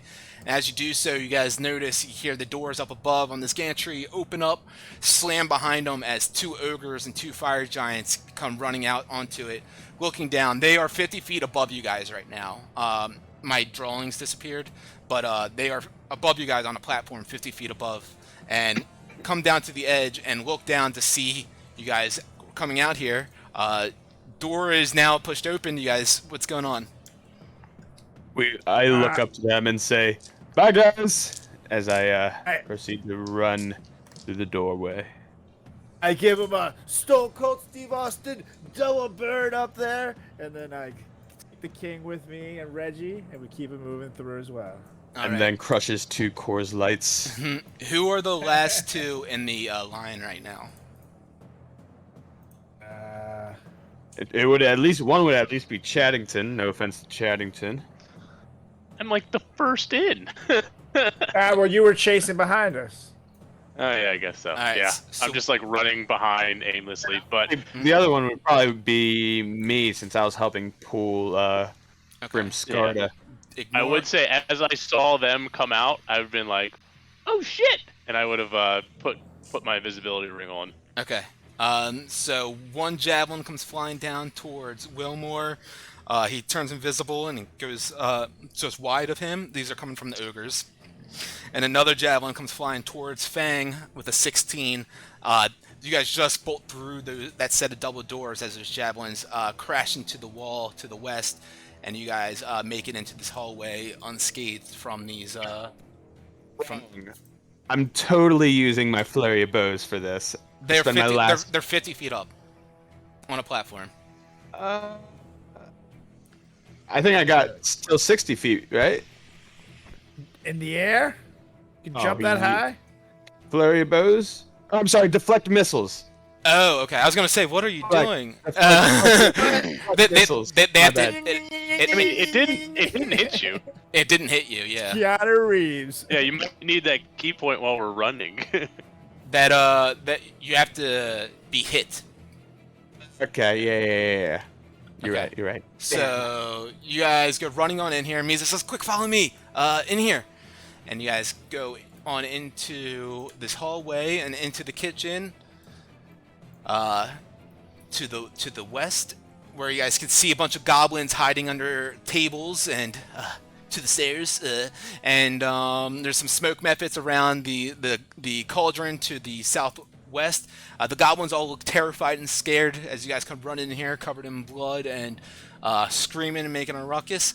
They don't try to attack you guys at all. You guys can try to attack them if you want to. I'm gonna keep it low. All I right. grab a carrot off the table and just give him one of these.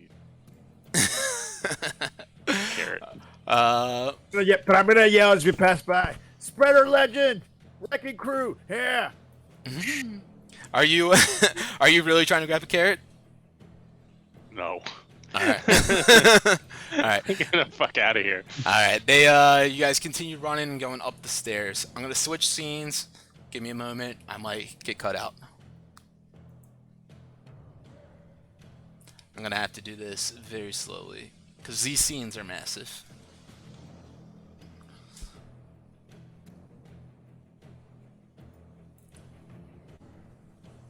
One at a time. Don't touch anything, Nate. Don't fuck it up. We know you want to do something else. I do.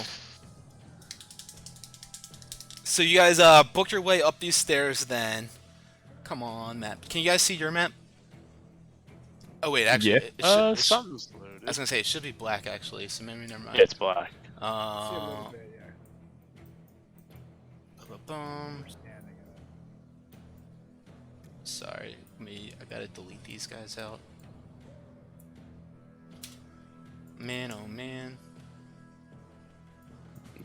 Oh, Manischewitz. All right, so that where that's showing right now is not right. Let me go ahead and reveal this.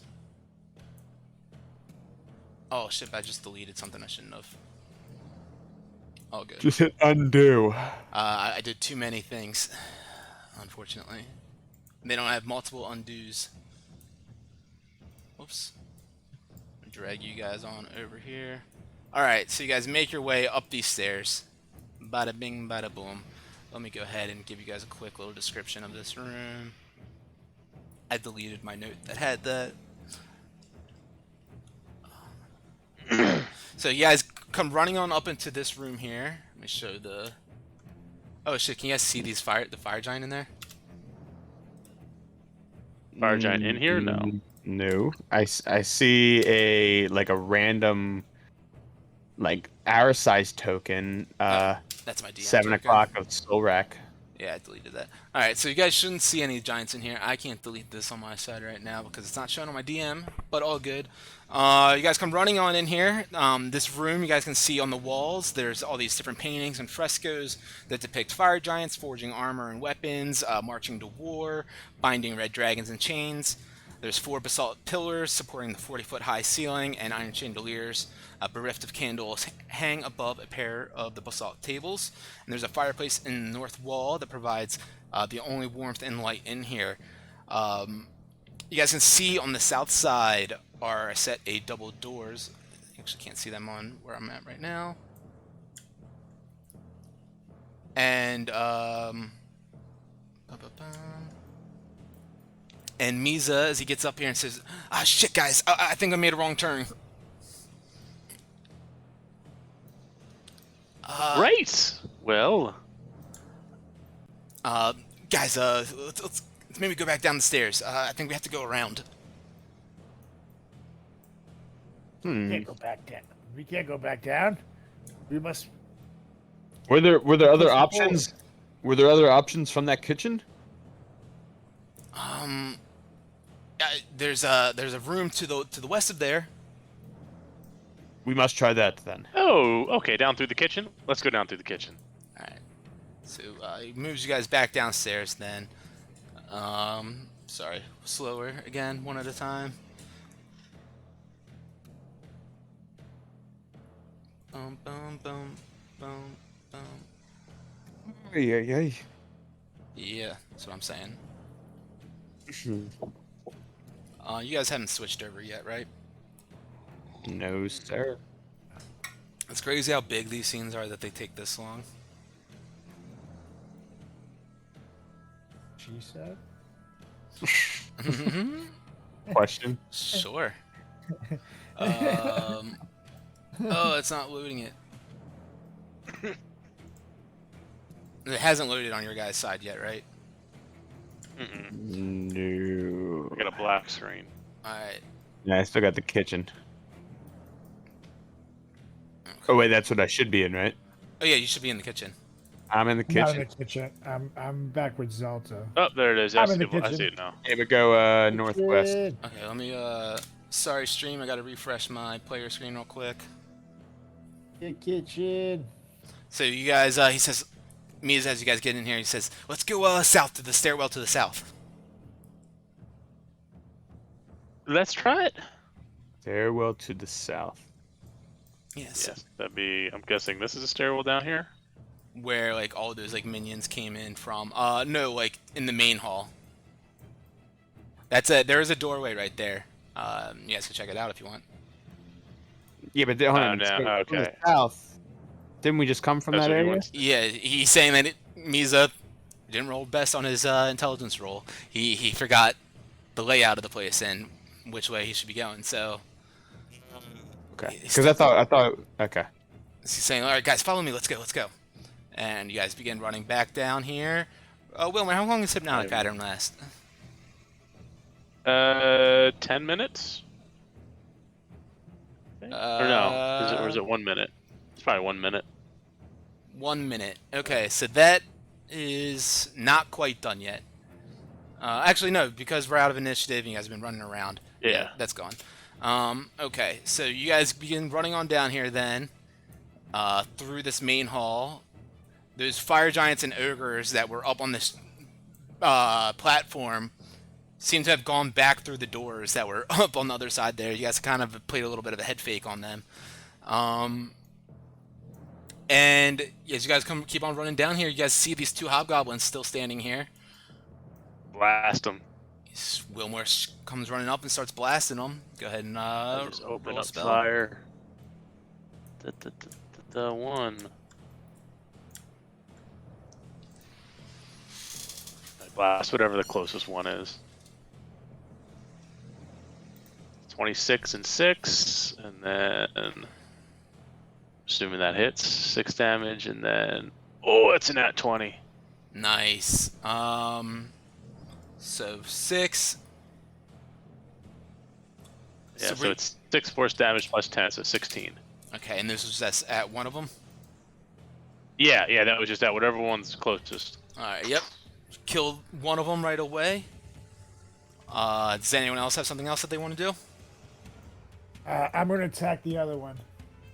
Let the king go for a second with Reggie's care. Okay. Oh, baby. I'm going to literally just dive at it. And that bitch with a wolf claw. Actually, beast fang. Alright. And after you roll that, roll a dexterity check for me real quick, too. I just want to see which one of you guys would get the jump. Okay. That is 23, so 11 damage. Cool.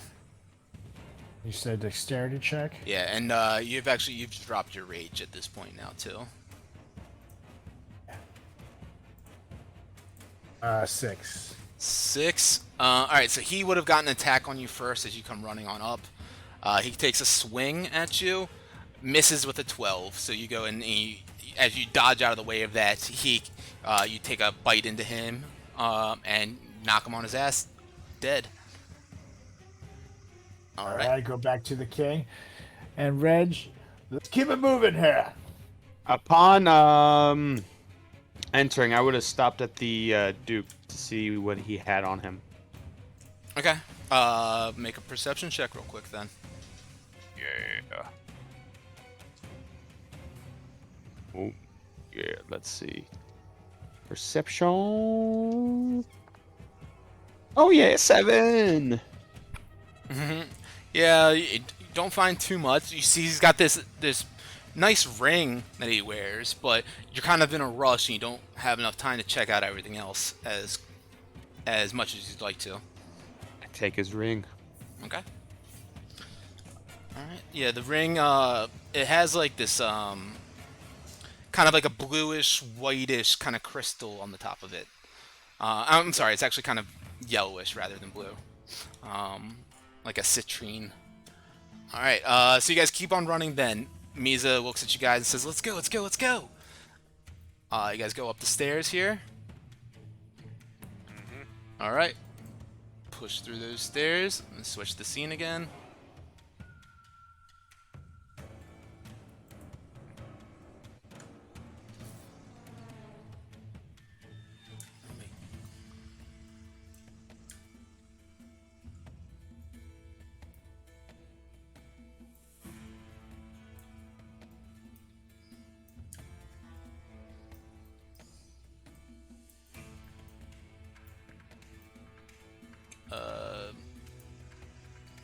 Alright. Let's see. Can you see that, or is it just still in the fog? Whoops. I'm gonna refresh my screen. I can see that. Yeah, we're back at the same room. I see. I mean, there's a couple spots that I can see now. But No. Yeah, go to the bottom left of that room. Yeah, I pinged it, so it should take you over there, I believe. Ping it again. If you scroll to the center bottom of the map, you might have to give your computer browser a refresh. Okay. Yeah, I'll just go back in and out. Oh man, a lot of my images are broken on this one too. That's what I get for using the beta on a big old map. Right? Not an alpha move. Not an alpha move. Alright, so you guys come on in here then. You guys can see this now? Oh yeah. Okay, so this room has a very foul-smelling odor lingering in here. You guys can see as you make your way in here, there's 3 black basalt pillars supporting the ceiling, and there's each wall on the north and south side is lined with a bunch of rusty iron cages. Looks like there's about 13 of them altogether, about 10 feet tall. The one on the south side, the closest to you all, the cage door has been opened, and you guys can see in the other cages throughout there, as you guys begin coming in here, you can see there's a bunch of prisoners stacked away in these cages. In the very first one on the left side, you can see there's 5 shield dwarves. Looks like there's 3 male and 2 females. The second one has 7 rock gnomes in there, 3 males, 4 of them females. You see there's 3 humans and another one, and that's about all that you see. See that they all have kind of manacles and like chains attached to their ankles, and that's about it. So you guys come running on in here, and Mizu says, "This is this is where they keep all the prisoners and slaves." All right, King. Well, wait here. I keep him by the wall, and then I'm gonna start trying to break out as many cages as I can, starting with this one. I'll look on the table if there's any keys. And I. Luke, did you have something? Okay, yeah, I was gonna go to the other cage and start freeing the gnomes. Okay. Dexterity checks for those that are freeing. Wilmore, you can make a perception check. I'm sorry, not just dex. You can do like acrobatics. Acrobatics? I am an acrobatic. Or actually, fiend. Solrak, you can do athletics if you want. Yes, please. Ooh. 19. Fang, how are you doing it? Ooh, that's a 1. Yeah, so 15. what I was, and honestly, I can re-roll if you want me to. But I was gonna, depending on like what the lock looked like, either jam my quarterstaff into it or kind of beat at it with my quarterstaff. Okay. Yeah. You're gonna, you try to wedge it open essentially, and as you go to try to wedge that open, you do hear the lock mechanism snap inside and break off. But for a moment, you get pretty nervous as you feel like your quarterstaff bends and possibly snaps a little bit, but it doesn't break at all, and you are fine with that, and you release those rock gnomes out of that cage. And say, "Oh, thank you, sir. Can we come along with you guys? Are you letting out freeing all of us, all those slaves, letting us go?" Yes. Now we must be quiet and move quickly. What is the best way out of here? I don't know. I guess maybe through the mines would be the most secretive. And where are the mines? Oh, they're on the opposite side of here, on the north. The north. Where we just came from. I don't know. I just met you. Very well, very well. Well, let me get these dwarves over here. All right. Silrak, as you go and try to bust that open, you try to just rip it down with your might, and unable to do so right now. You can try another athletics if you want. And Wilmer, as you're looking all around, don't seem to see any sort of keys or anything like that anywhere. There you go. 21. 21. Solrak takes another step forward and pulls it down towards him. The front of the cage snaps off of its hinges, freeing these 3 humans from there, who look quite frightened of this werewolf standing in front of him, hawking out to do so. I said, don't be afraid here. I'm here to free you. Perhaps eat one of you. Just kidding. Not Come funny. with us. not funny. And they hop on out of the cage, and Fang, yeah, you can make one more acrobatics if you want to try to break them out. Yeah. Oh yeah, 23. Once again, you find that perfect spot to wedge your quarterstaff into, snapping that mechanism, and these dwarves, these 5 shield dwarves, all make their way out of the cage. And as you guys are all in here now, Reginald in here, he recognizes a few of them from Citadel Felbar and kind of gives them a hug and pats them on the back, rubbing their heads a bit. These were some of 2 of them were some of the dwarves that were sent out on the scouting mission to check out the Yakfolk village and everything. So he's lucky. He's happy to see them alive still and to save them. Misa looks over at everyone. Look, guys, this is really nice and all, but we gotta really get moving. Should we Yeah, continue? so on maybe to you west? could find the maybe you could find the mines, huh? Yeah, they're around here. We gotta go up to the north. We gotta go all the way around. Let's do it. All right. So you guys keep on pushing through then, getting out of there. All right. You guys can see all of where I just revealed, right? Yes. All right. You guys push through that hall and up into this large chamber, which holds this massive wheel in the center of the room. There's a fireplace in the middle. I think the king's icon is gone. See anyone? It definitely is because I didn't move them between floors. But you can just grab one of those dwarves from the cage, and we'll call him that. That looks similar. Substitute King. I wasn't sure if it was him actually. Nah, all good. So in this room, as you guys run your way and make your way in here, you can see that there's a fireplace in the middle of the north, all the way against that wall that's keeping this room warm and lit. As I mentioned, there's that enormous wheel made of iron and gears and wooden spokes that dominates the majority of the room. That wheel looks like it's rigged to the bucket chain that travels throughout the forge here, you know, that bucket chain that stopped moving all around. And you guys can see now that it stopped moving because all these slaves that are in here have stopped pushing it. You know, there's no one in here currently dictating them and telling them what to do and watching them. So, you know, fucking exhausted. They all stop here and they're not pushing the wheel around. You see there's half of them are human, half of them are dwarves. They all have their ankles chained up and everything together. And yeah, you guys see them in here as you run on in. Are Yo, their ankles? Salto is dead. They're all going to be free. Salto's dead? Salto's dead. And you see them all start whispering each other and like going over their shoulders, and they all like, yeah, let out a cheer, sigh, and Misa looks I'm everyone. gonna go to the nearest human. All right, go on. Yeah.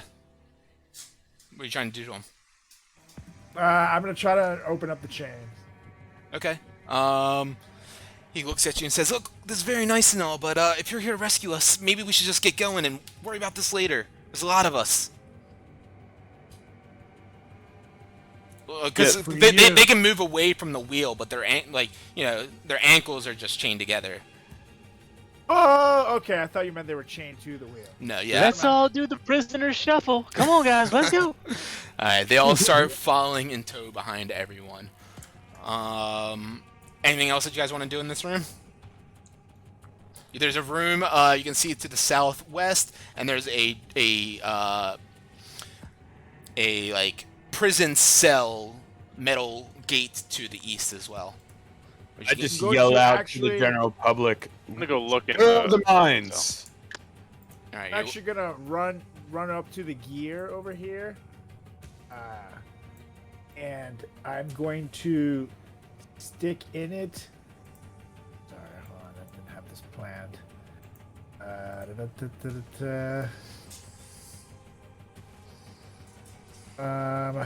Shit. I'm gonna grab one of my long swords here to figure out which one I'm gonna do, and jam it in there, okay. so then they can't, use the elevator again. Move up and down. This doesn't move the elevators. It actually moves the buckets that carries all the iron and raw material throughout each chamber in Iron Slag. But you can definitely still do that if you want. Never mind. All right, Wilmore, you look through the portcullis of this room. You can smell all sorts of foul and rancid stenches as you hear the growling and and the hellhounds that are in here with all their kind of blackened humanoid null bones strewn across the ground, amidst a bunch of loose sets of rusty manacles. And yeah, you can just see that there's a bunch of hellhounds in cages. As soon as I see the first one, I go, "Oh shit!" And I kind of move up here. Are these like fires? They're like torches on them or anything?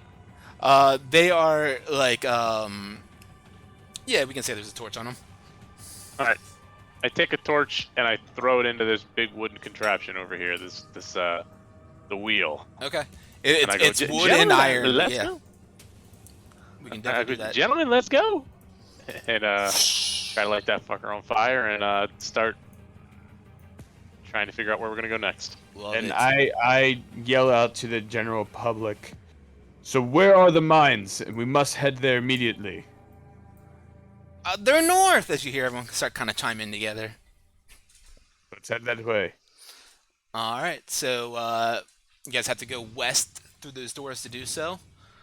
So you guys begin moving on through. I go as we go through. I go. So technically they're west. Go through the door. And then I whisper to Chaddington, thank you. Every time they've said north, we've gone a different direction. Misa looks at you, Fang. Look, bud, if you see a doorway that goes north, you can gladly go right on through that. No. It seems like you know your ins and outs of here a little bit better than us, so I will listen. Have you Let's seen a just- door on the north side? I have not. All right. Then you shut the fuck up and you listen to me. I'm sorry, Fang. I didn't mean that. Oh! I didn't mean that. Look, you're my bud and all, but just remember who got you out of that cage, buddy. As I start heading towards the north, but to the west. And remember who dropped Vonendot on top of that fire giant? I whisper to Reggie. I whisper to Reggie. I can see why these two don't hang out. It's playful banter, Alright, Sora. so who's leading right now? Going through the west. Not me. Me. Okay. Fang pushes open the door to the west. Then you can feel some heat coming in through here. And as you push open that door, you're greeted by an ogre on the other side of it, holding a large iron hook, possibly to use to tip over the buckets into the smelters below him. As you guys can see, this molten iron and ore burning bright and making this room extremely warm. We got a bunch of, or 4 ogres in here, and 4 fire giants down below. As you guys begin running on through, I'm gonna add. Well, yeah, I'm adding everyone to the combat tracker because they're gonna try to fight you guys. But you guys I would have blasted them as soon as I see them. I don't know if that matters. You would have what now? I am in blast mode. As soon as I see a bad guy, I just start blasting. Alright, so we'll say that you are pretty much readied in action as soon as you saw someone. Wilmer, door opens up, you see an ogre right there, you take a blast.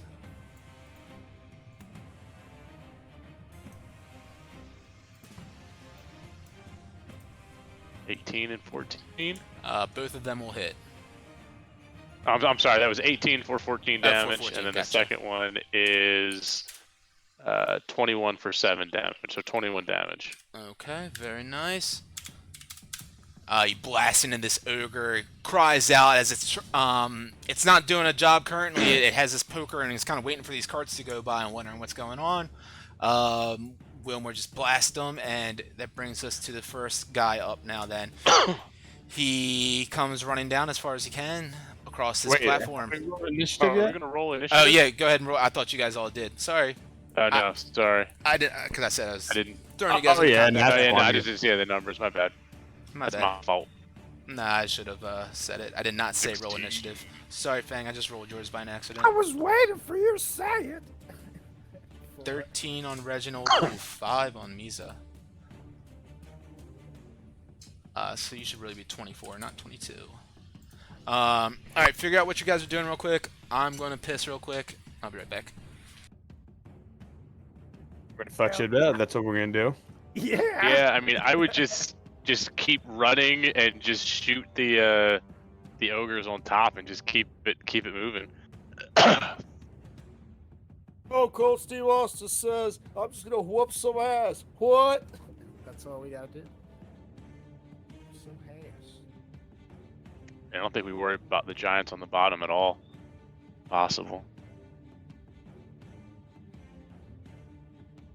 Enough of a lead start on them. Let's see.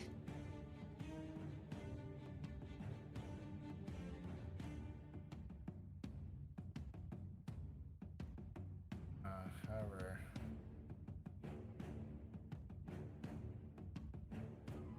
Good thing I still This got that over one key here- point. Is this a cliff, or are we higher up? Or Yeah, are you we- guys Yeah, I are. think That's we're- a I think- I ledge think right we're there. above 'em. Yeah, those giants are far down on down the is ground. that? How high are we? 50 feet down are those giants. Okay, good. Yeah. What was I gonna say? So yeah, that's a narrow platform that you guys are on. Let me go ahead and I don't know if I gave you a full description of this room. Let me read my thing. This room is incredibly hot. A rusted iron gantry clings to the northwest and south walls, 50 feet above the floor of the main foundry, which echoes with the sound of clanging metal, rattling chains, whooshing bellows, and bubbling molten iron. The ceiling looms 40 feet above the gantry. Cable towers support the bucket chain that runs near the path of the gantry, which, of course, the buckets are no longer moving right now. And you guys can see these 4 ogres armed with the 15 long hooked poles standing above these smelters, and a couple of those fire giants down below who are working on the bellows. That's what it's called, right? The like fan thing. Mm-hmm. Working on that and like kind of loading that iron into that smelter down there. So with When, Fang up for yeah, go ahead. When you said this room was hot, I thought you were trying to sell some prime real estate in Beverly Hills. So this room is like very hot, okay? The previous landlord was actually Sauron, and where his ring was made right there. We're selling at a low, cool 1.5 million. Okay, so leave offers at the front, please. Bye-bye. That's amazing. I love it. All right, Fang, you were up first. Gents, it seems as if we've got some more ass kicking to do as I sprint up to this guy, quarterstaff pulled back, ready to throw a mean strike right like at his neck. Right at his neck. Yeah. Oh yeah. 21. That hits. 9 damage on that. Okay. And then, oh yeah, another 21 with 14 damage on that one. Okay. And then bonus action, I'm gonna give him, after my 2 swings with my quarterstaff, I'm gonna give him like nice kick, right like in the gut. Love it. Just 1, 2 quarterstaff and then a kick in the gut 17. with that 11 it? damage. Oh And yeah. you see the air just get knocked out of him as he falls backwards, unconscious. Dead. And then I will, let's see, how far can I move? Because I started there. Oh, wow. All right, so 45 feet is like right there. And that is my turn. Okay. Brings us to this ogre up here who's going to use his full dash movement to run as far as he can and bring us to Wilmore. I'm going to move up 25 feet, and I'm gonna blast that one guy. Man, I am slow. Is there like a ledge here on the right? Yeah, there's a ledge right there on the right, Okay, so I'm gonna kind of like which will give him a little bit hug of cover the if we're shooting ledge. that, through that. Yeah, yep. I'm trying to get cover since I'm teeny tiny, and I can hit him right. I have 120. Yeah, that's 100 feet. So Yeah, I'm just going to give him a little bit of a cover as well, though. that's fine. Mhm. Makes sense. So there's one for me. Is this to the black beast one?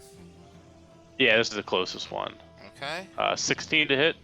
That will just hit with the cover. Nice. That's 8 damage on that.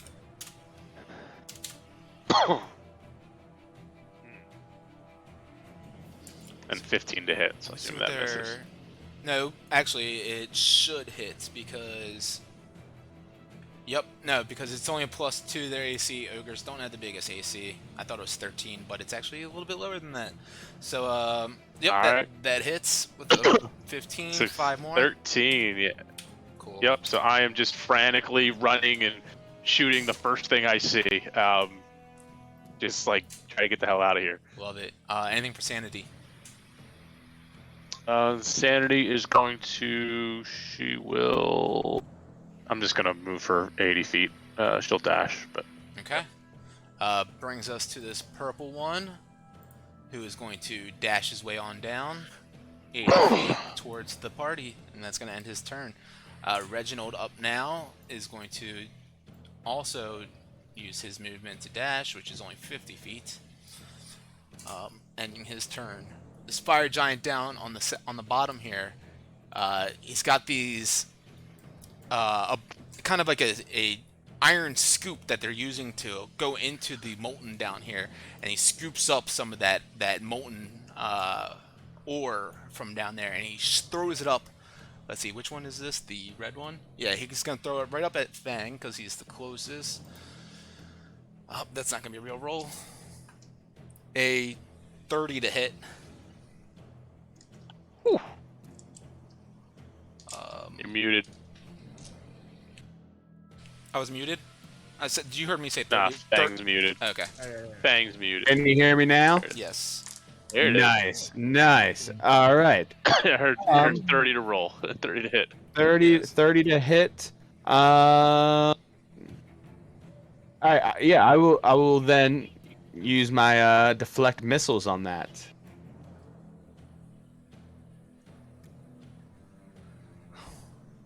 Can you hear me? Yeah, I'm trying to decide if that makes sense or not. You can't catch like a molten thing of but it does say, you know, ranged weapon attack, which this technically is.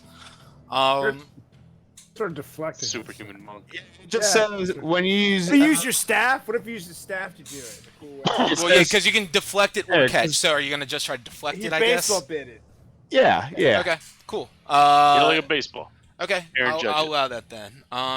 Yeah. So roll that reduction 1d10 Yep. plus 13. Yep. So here. Barry bonded it straight on roids. So. 11. Okay, let me just I reduced check by those. 11.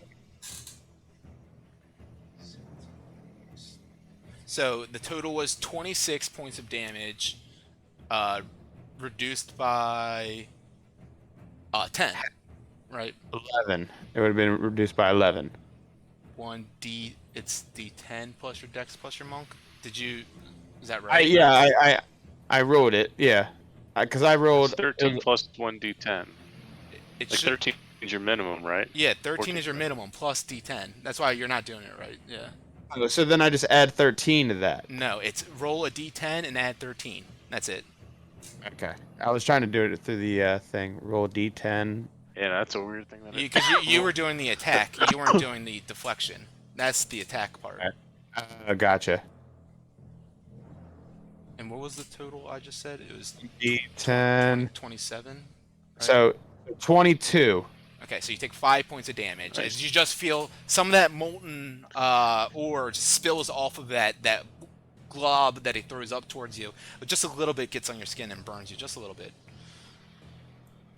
All right, so that ends his turn. Brings us to this one over here who's just going to run all the way as far as he can and bring up to Misa. Misa can run...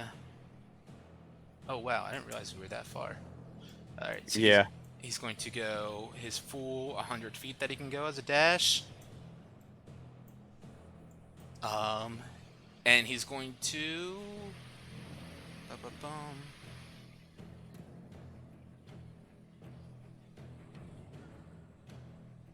He's going to cast Levitate on this ogre.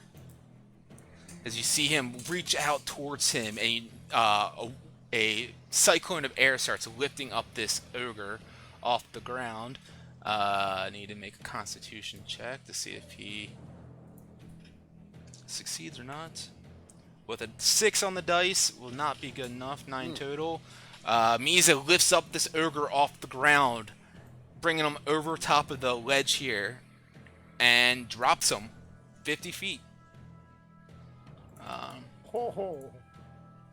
Actually, he's going to drop him 70 feet because he's going to bring him up as high as he possibly can.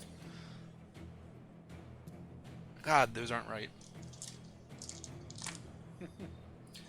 7, 11, 13, 18, plus 5 is 23, plus 6, plus 12 is 35 points of damage he does on this ogre. Bludgeoning damage. He falls down to the ground. You hear a bunch of bones crack within him. And that's going to end his turn. Bringing us to this fire giant, who's going to...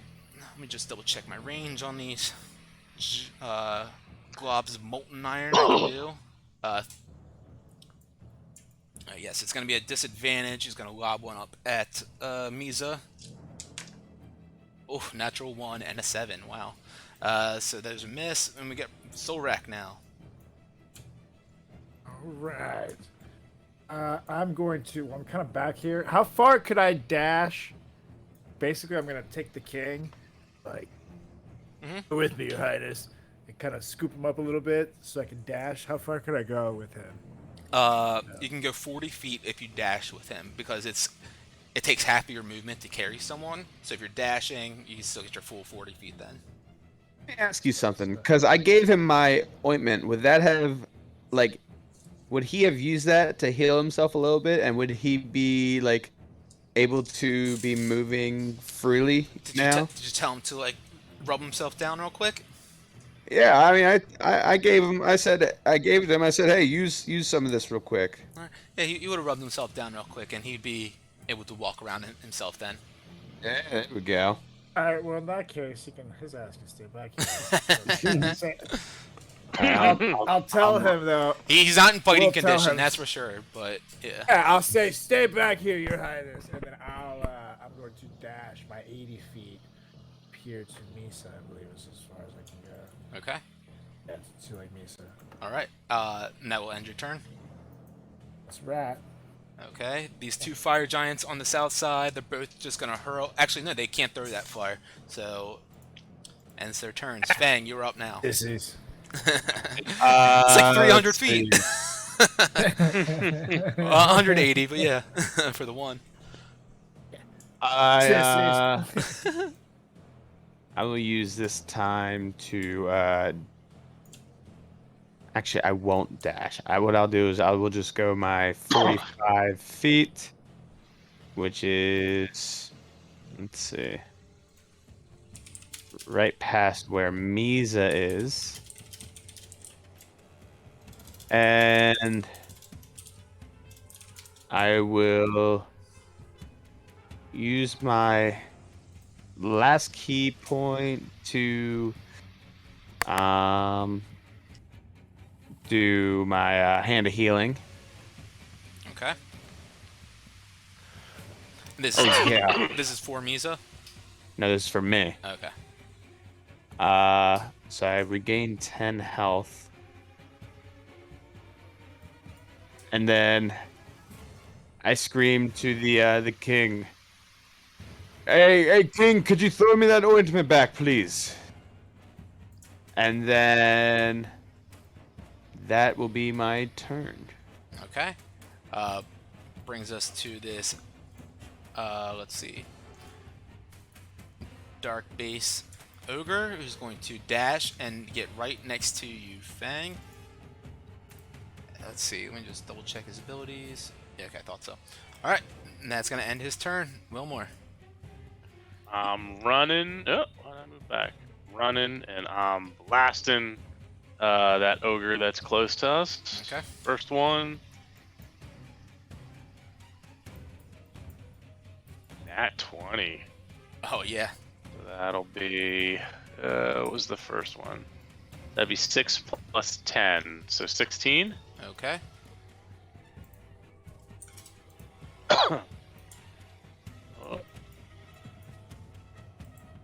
14 to hit. 14 hits. 12 more damage. Nice. 28. Yep, he's looking pretty beat up and weak. Can barely hold his great club up. And yeah, anything else for you? Sanity is going to. Did she get there? 35 feet. Yeah.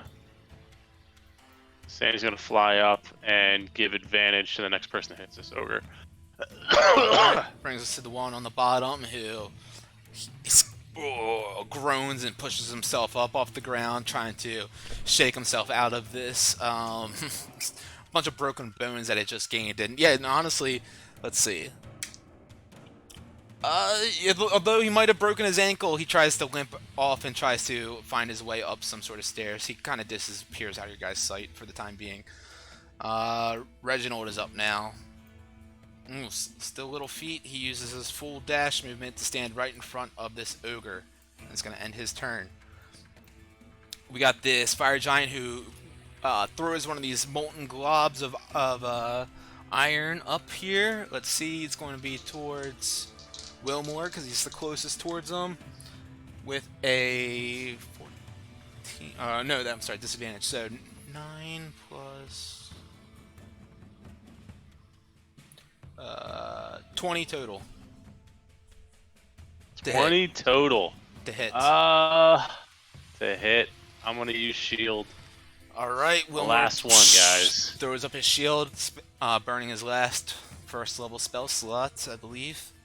As that molten iron and ore just spills across that spectral shield as you block yourself from it. It spills all across your body, or across, the vicinity of your body. And yeah, it does not hit you for any sort of damage at all.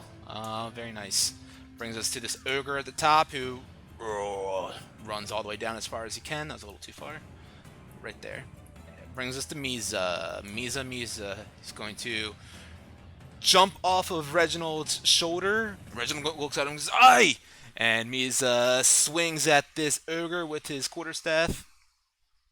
With advantage. Yes, with advantage. A 13 would hit, but a 17 also hits, doing 11 points of damage, which turns that ogre 360, spinning up, looking to the sky, and falls backwards, dead. Let's see, he ran up 30 feet there, so he's going to run up 20 more feet using his full movement, and that's going to end Misa's turn. Fire giant down here cannot throw that far, so Solrak. You're up now. Right. Cool. Well, I'm gonna feel like I'm chasing a dragon. Is the king not in combat? He's gonna take his turn at the very end. He's not technically in initiative. Okay.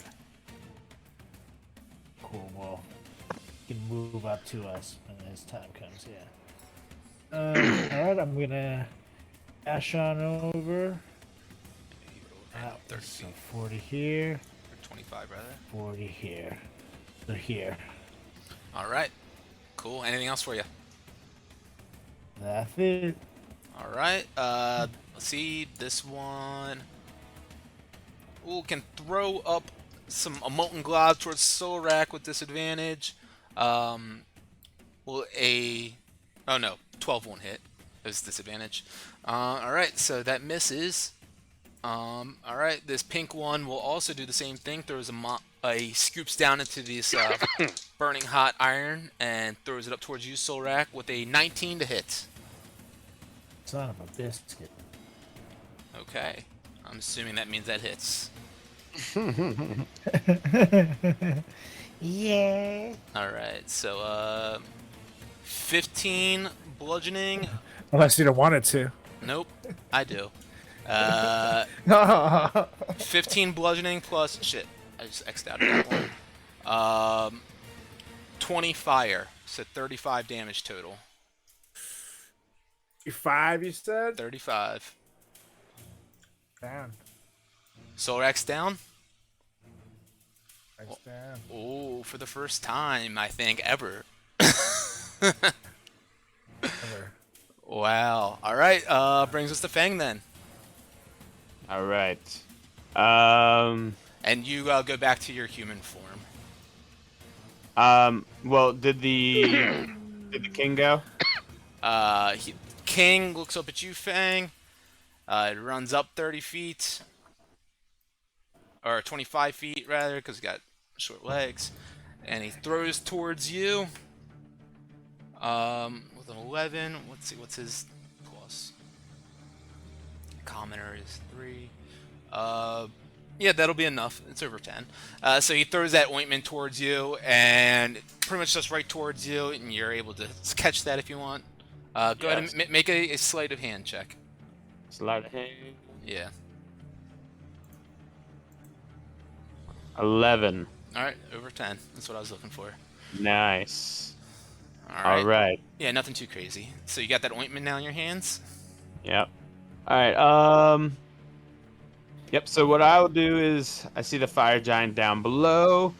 I stand on top of the ledge, and I press in the mechanism on my quarterstaff and glide down. And mid-air, as I approach the fire giant, I'm holding on, and I like double kick him right in the chest to try and push him back into the molten lava. All right. If you want to try this, absolutely. Go ahead and roll it to hit. Yeah, so let's see. Unarmed strike.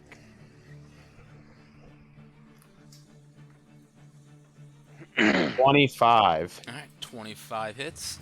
with 13 bludgeoning damage. Okay. Go ahead and make a strength check for me, or athletics check as you do that. Athletics check. It's a possibility. 22. All right. As he does not suspect this little human to come flying through the air down towards him, you kind of catch him off guard as you jump and double-footed kick him in the chest as he flies backwards into this molten fire and begins to take a bath in this hot molten iron, rippling, causing ripples to go out, sent throughout the pool of it. So, all right. So that was 35 feet of movement. Actually, hold on. Let me just double check. How do I add that up along with walking speed? You just have 5 more feet. So 10 more if I have 35. 45, yeah, that's I right. already did, yeah. All right. So then, if that's the case, I will drop back 10 feet. Okay.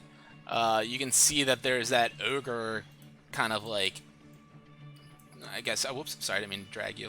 Like 30, he's like right under the platform right here. Yep. Away Bonus from you. action. Okay. Bonus action. You still have I a second apply attack too. Bonus action. Yeah, Well, but your bonus action's clicking your mechanism. oh, that's right. Okay, if I have a second attack, is he within striking range still? The fire If giant? I didn't move? Yeah. Yeah. Okay. I'd say so. Well, then yeah, I'm just move like 5 more feet, but yeah. okay. Yeah. So then I will kind of give him a nice little like swing down, bap on the head with the quarterstaff. Okay.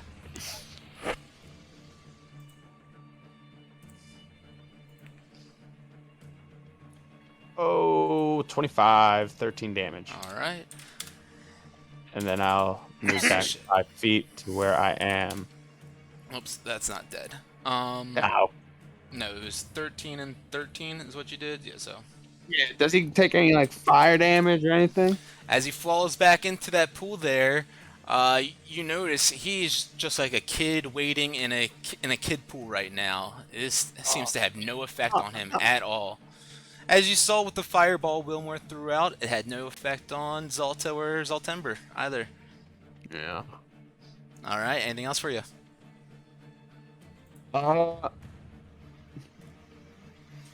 That's it. Fuck. Yeah, Wilmore, you're up. Literally 0 effect on him. Damn. In theory, it sounded good.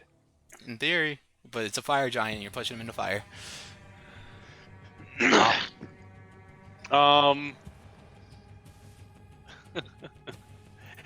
Can I, like, hang over the ledge so that I'm within 30 feet of Fang?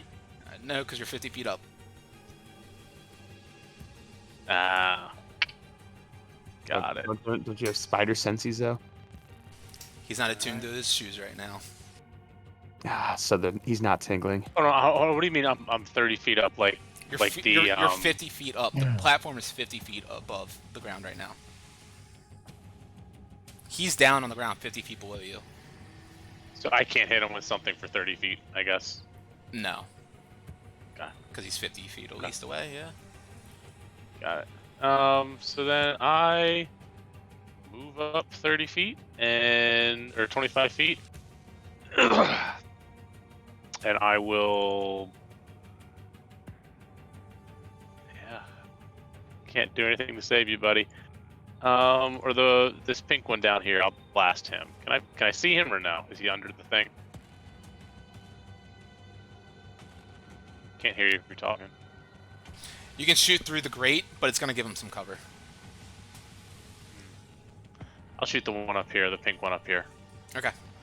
That's 125 feet from me, right? Yeah. Alright, blast away. First one. 11 damage.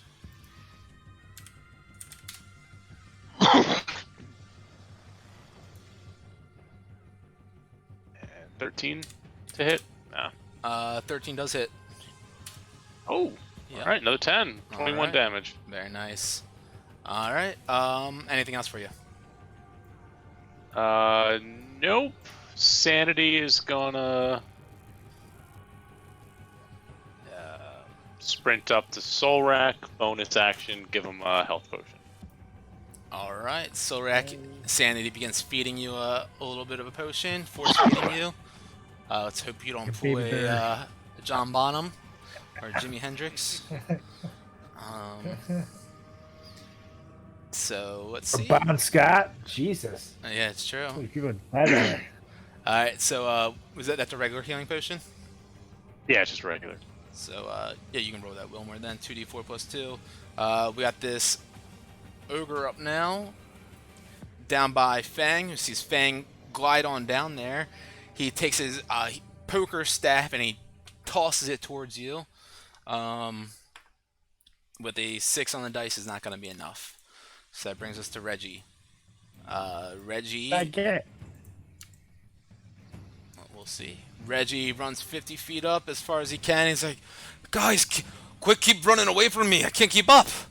And that's going to end his turn. Yeah, Fang, as I mentioned, now that this fire giant is up, you kind of kick him back, and he falls back into the pool here, lying backwards, and kind of disappears for a moment. And then a couple of seconds later, you just see the ripples in the pool of magma begin to create and spread out the whole pool here, as his body just stands up vertically with all this molten iron just dripping off of his body. And he moves up out of there, pushes himself up, taking half of his movement, and then gets over to the edge and takes a swing at you.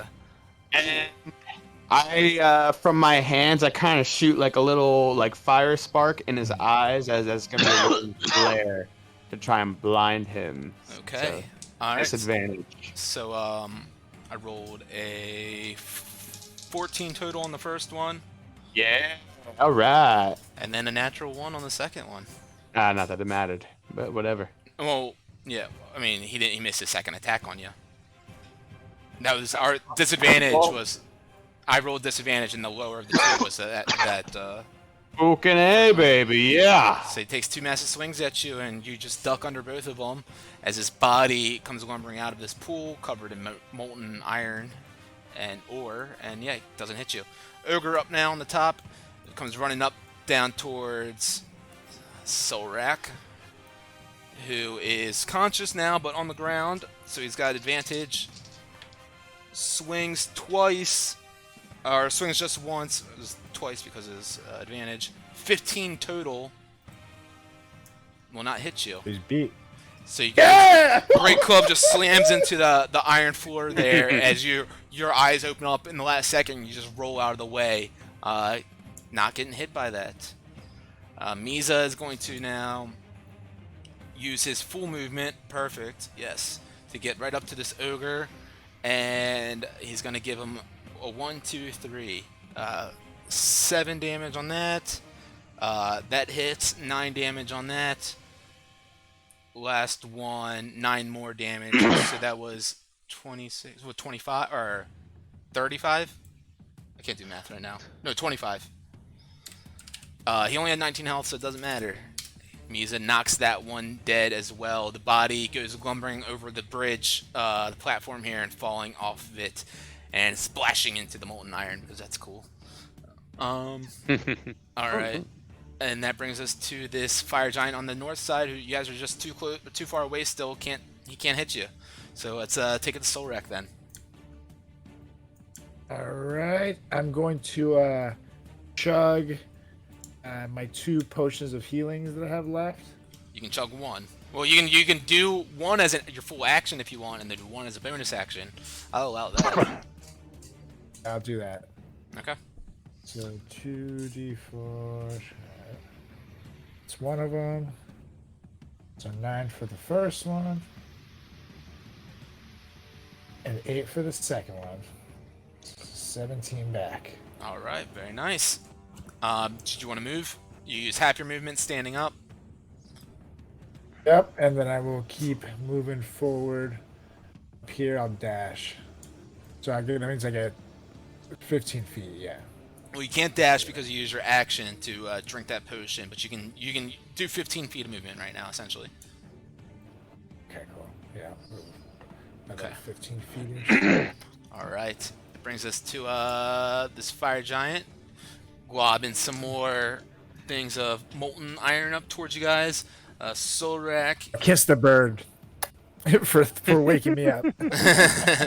Sorry. 19 total to hit. Which your AC is back up now. Threw it at me?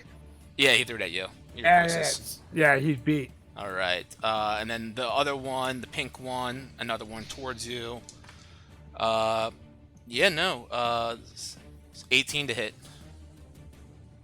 Yeah, suck it. All right, Fang, that brings us to you. You're down on the ground face to face with this fire giant, with this pool of molten iron right behind him. Smelter right next to you, too. It's glowing hot, and you feel that radiant heat.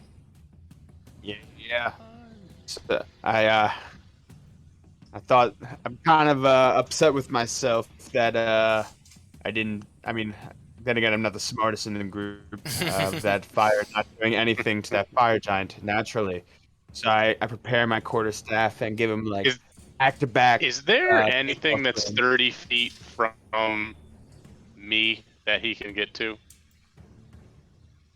That I would have yelled at him to get to. I don't know. I'm not sure what exactly you're asking.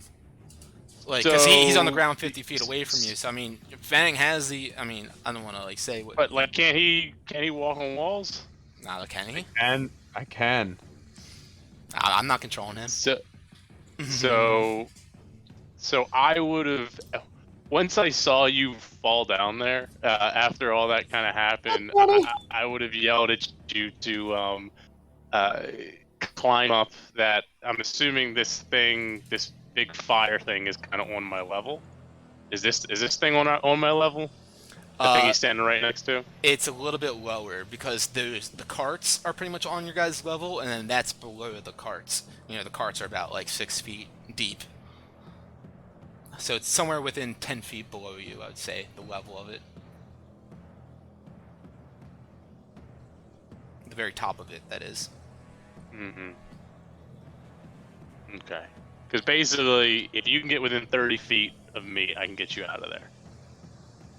But I don't know what the dimensions are of this stuff. Well, I'm swinging. All right, so you had 31 to hit.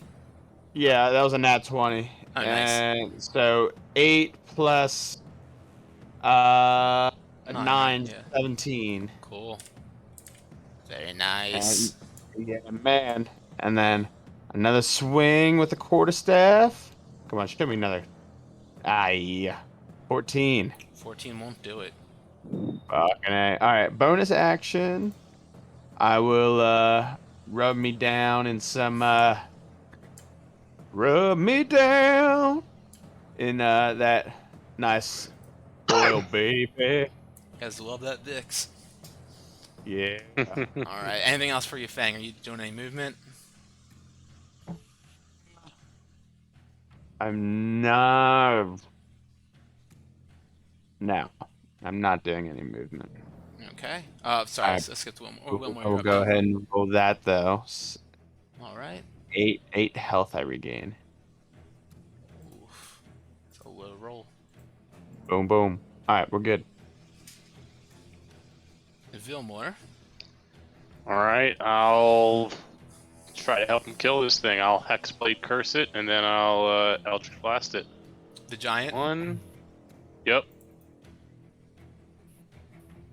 The one he's fighting. So that's 18 to hit. Yep. 9 damage. 9, 10, 11, 12, 13 damage. 13 damage. That's There's a right. +4. Yep. For the thing.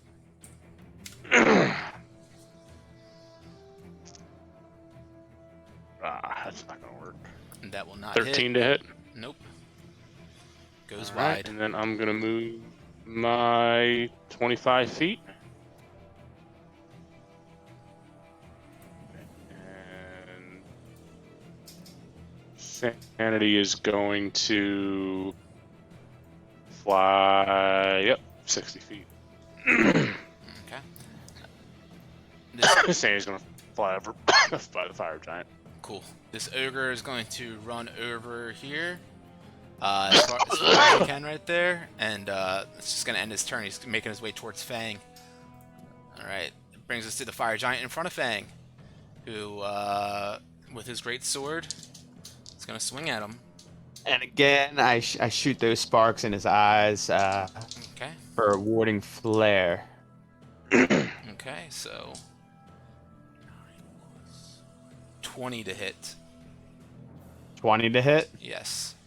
Yeah, that'll hit. Okay. Let's see.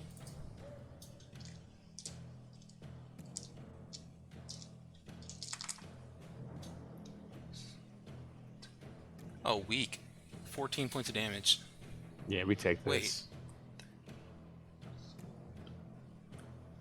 15. Yeah. I was like, that sounds too small. I mean, that still sounds too small for what it is, but I'll take it. It's whatever. All right. Yep. So the first one, you blind him. On the second one, he finds an opportunity to swing down at you and connect, doing a little bit of damage on you. All right. Brings us to Misa. Misa. Let's see, what can he do? Yeah, he's going to... All these ogres up here are dead. He doesn't have anything ranged.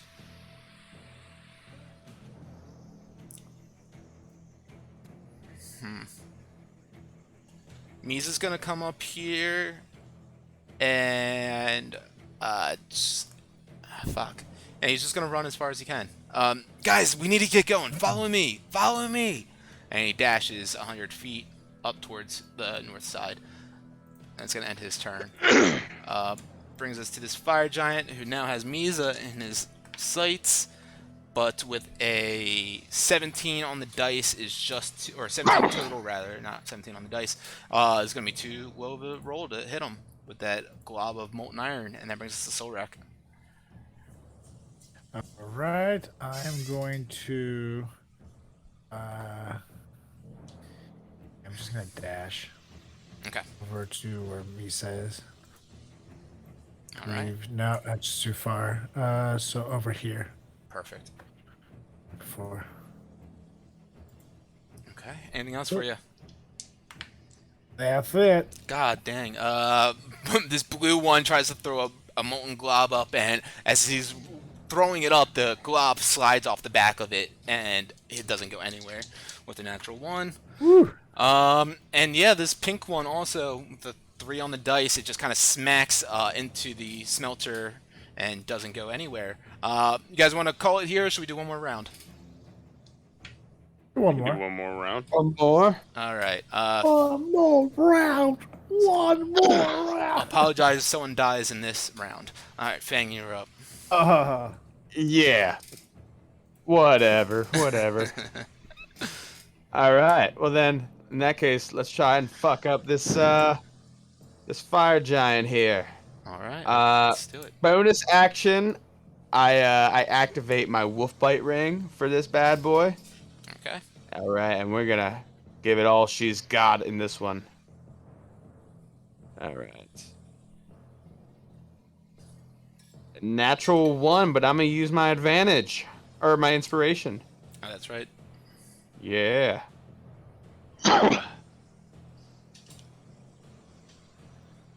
Oh yeah, 26. That hits. Oh shit. And then so 15 damage. I forgot to do my hotkey. So 15 damage for two-handed, and then for wolf bite ring, I think it's 2d6 plus 6. Let me just double check.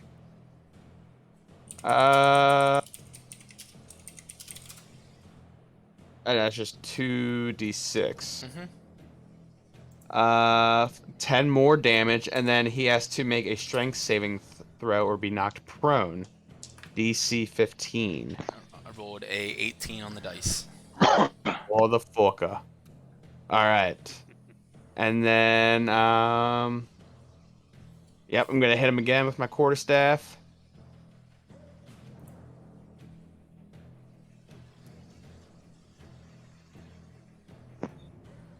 Here we go. 16 to hit. 16 misses. Aye. Alright. Hold on 1 second. Let me just double check something. Okay.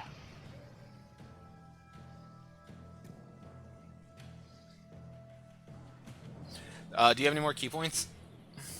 I don't. Okay, never mind. I know. I know what you were thinking. Mm-hmm. Yeah. Anything else for you? Yes, I will. God, I hope I have enough health if he hits me. I am gonna. So, what exactly is this thing to my right? How tall is it? It's like 40 feet tall, about Okay. 30 to 40 feet Yeah, tall. so It's a smelter yeah, it's a smelter yes. thing. Yeah, so I start walking. Is it radiating a lot of heat? Yes, this whole room is the hottest room you guys have been in by far. You guys are all sweating tremendously. So I run this like to the south. So I run 25 feet to the wall and then 20 feet up in the air. So I climb up that wall. So If what that's they're a on wall. is like a platform. There's not a wall underneath of it, but you could, there's a wall like there, Okay. If so, yeah. or you could run on the smelter too. No, that seems like a horrible idea. No, so okay. I will I'll move my guy right there. And I'll also kind of like hide behind that if they decide to come towards me. Okay. All right. Anything else for you? That is it. A little more. All right, I'm gonna blast the giant. Okay. One for the giant.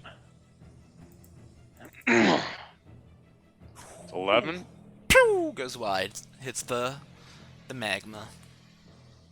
I'm gonna blast the giant again, and I'm gonna Eldritch Entanglement him with this one if it hits. Ooh. That hits. 26 to hit. Yep, 11 damage, right? 7, 8, 9, 10, 11 damage. And he is grappled. And he is grappled. All right. Then I'm gonna 25 feet. How far am I from Bang? Hold on. 90 feet. Okay, that's fine. All right. And All right. for sanity. Sanity is going to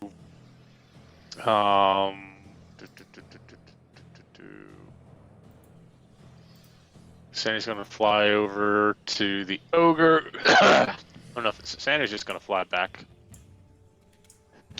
to the edge. He's good with them. He'll disengage. Okay. All right. Brings us to the ogre. Fang, go ahead and make a stealth check. With disadvantage. Because you kind of Disadvantage. you ran right by the guy who's looking for you.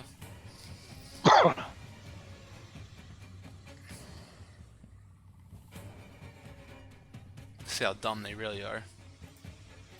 So 25 and 17. Okay. Somehow Fang, running as quickly as you possibly can, speed of light, you run past this ogre who's too slow to turn around and see which direction you actually went into. He does not know where you are exactly, so that's gonna end his turn. Alright, Reginald is up now. Solric! Wait up! He's just trying to catch up with you as quickly as he can. He's got these little legs and can only dash 50 feet each time. Little bit legs. Yeah, grappled fire giant. He's still stuck there, but he can toss this molten iron across the way. He tries to hit Reginald with an 18 to hit. Disadvantage will not do it. Misa is up now with his step of the wind. Well, he's not using step of the wind, but he's just flying across here as quickly as he can. He's quite impressive with his speed as he looks up down to you guys, and he's like, "Look, guys, we're almost there. The mines are in the next room, or the entrance to the mines is in the next room." This fire giant down right below him is gonna throw one up at him. 2 on the dice won't do it. No, it's a Solrak. All right. Since I do see that buddy Reggie is close enough to me to catch up to me in his next dashy dash, I'm actually going to take out my longbow and down my giant slayer for a second. I'm going to take a shot at each of these jerks right here. Okay, go for it. Quickly knock some arrows and shoot down. Yeah. Yeah, for the pinky. What the hell was that? Is that just damage? That was just damage, yeah. That was a good damage roll. I hit the thing. Yeah, that is a great damage roll, but not. There you go. Okay. 11 on the first one. Goes wide. Yeah. Burns up in the molten. And well, actually, I'll just shoot at the pink one again. All right, Mr. Pink. Why am I Mr. Pink? Oh, God damn it. Go roll that again. Let's just double check that. It's a lot of 11s. Another 11. What the hell? One more time. Let's see it. Cause I'll roll it for you if it happens again. Oh no, that's crazy. There's just all a bunch of 11s. That is hilarious. Yeah, so you pull out that bow and arrow and you just miss both of those shots as the arrows burn up in that molten magma. It's fucking annoying. Anything else for you? Annoying. It's hilarious. No. Alright, Fire Giant in the blue hurls some magma at you, but a 15 will not hit. And the pink one tries to throw some at Reginald. That one will hit with a 26 total. 17 plus 21 as... Jesus. What's that? 38. Yep. Reginald goes down. This last fire giant throws up that glob of this molten iron up on your guys' level. Just hits Reginald spot on, and he's trying to throw up his shield at the last second, but this molten iron just covers his body completely and burns him deeply, and he collapses to the ground, unconscious here on top of this gantry above this pool here. And this room is getting hotter and hotter by the minute, and you guys are sweating intensely.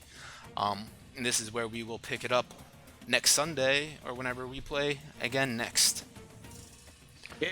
Love it. Good job, guys. Made it out of that main room alive. Yeah. All thanks to Wilmore. It's the first time ever Sorak's ever been down. Easy. Easy. That's actually crazy, to be honest, that you have never gone unconscious before. Because he's got all That's that right, health brother. and barbarian. Yeah, it's that rage. Because Stone Cold Steve Austin likes to do nothing but drink beer and whoop ass. What? And I'm all out of beer. What? Awesome. Well, guys, that was an amazing game. I'm so glad with the way that came out. The battle inside that central room. Of course, you guys are still in Iron Slag and have to make your way out of here. Reginald down on the ground, unconscious currently. Fang amongst the ogre and fire giants on the bottom level there. Will you guys be able to? Will you guys be able to pull it off and get you guys into the mines and escaping throughout to the top of Iron Slag to the Yakfolk village? We'll find out the next time we're all together. Our pull-out game strong. That's right.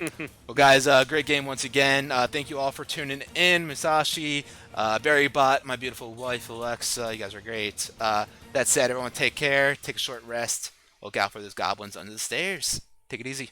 Later, Gator. See ya. Later.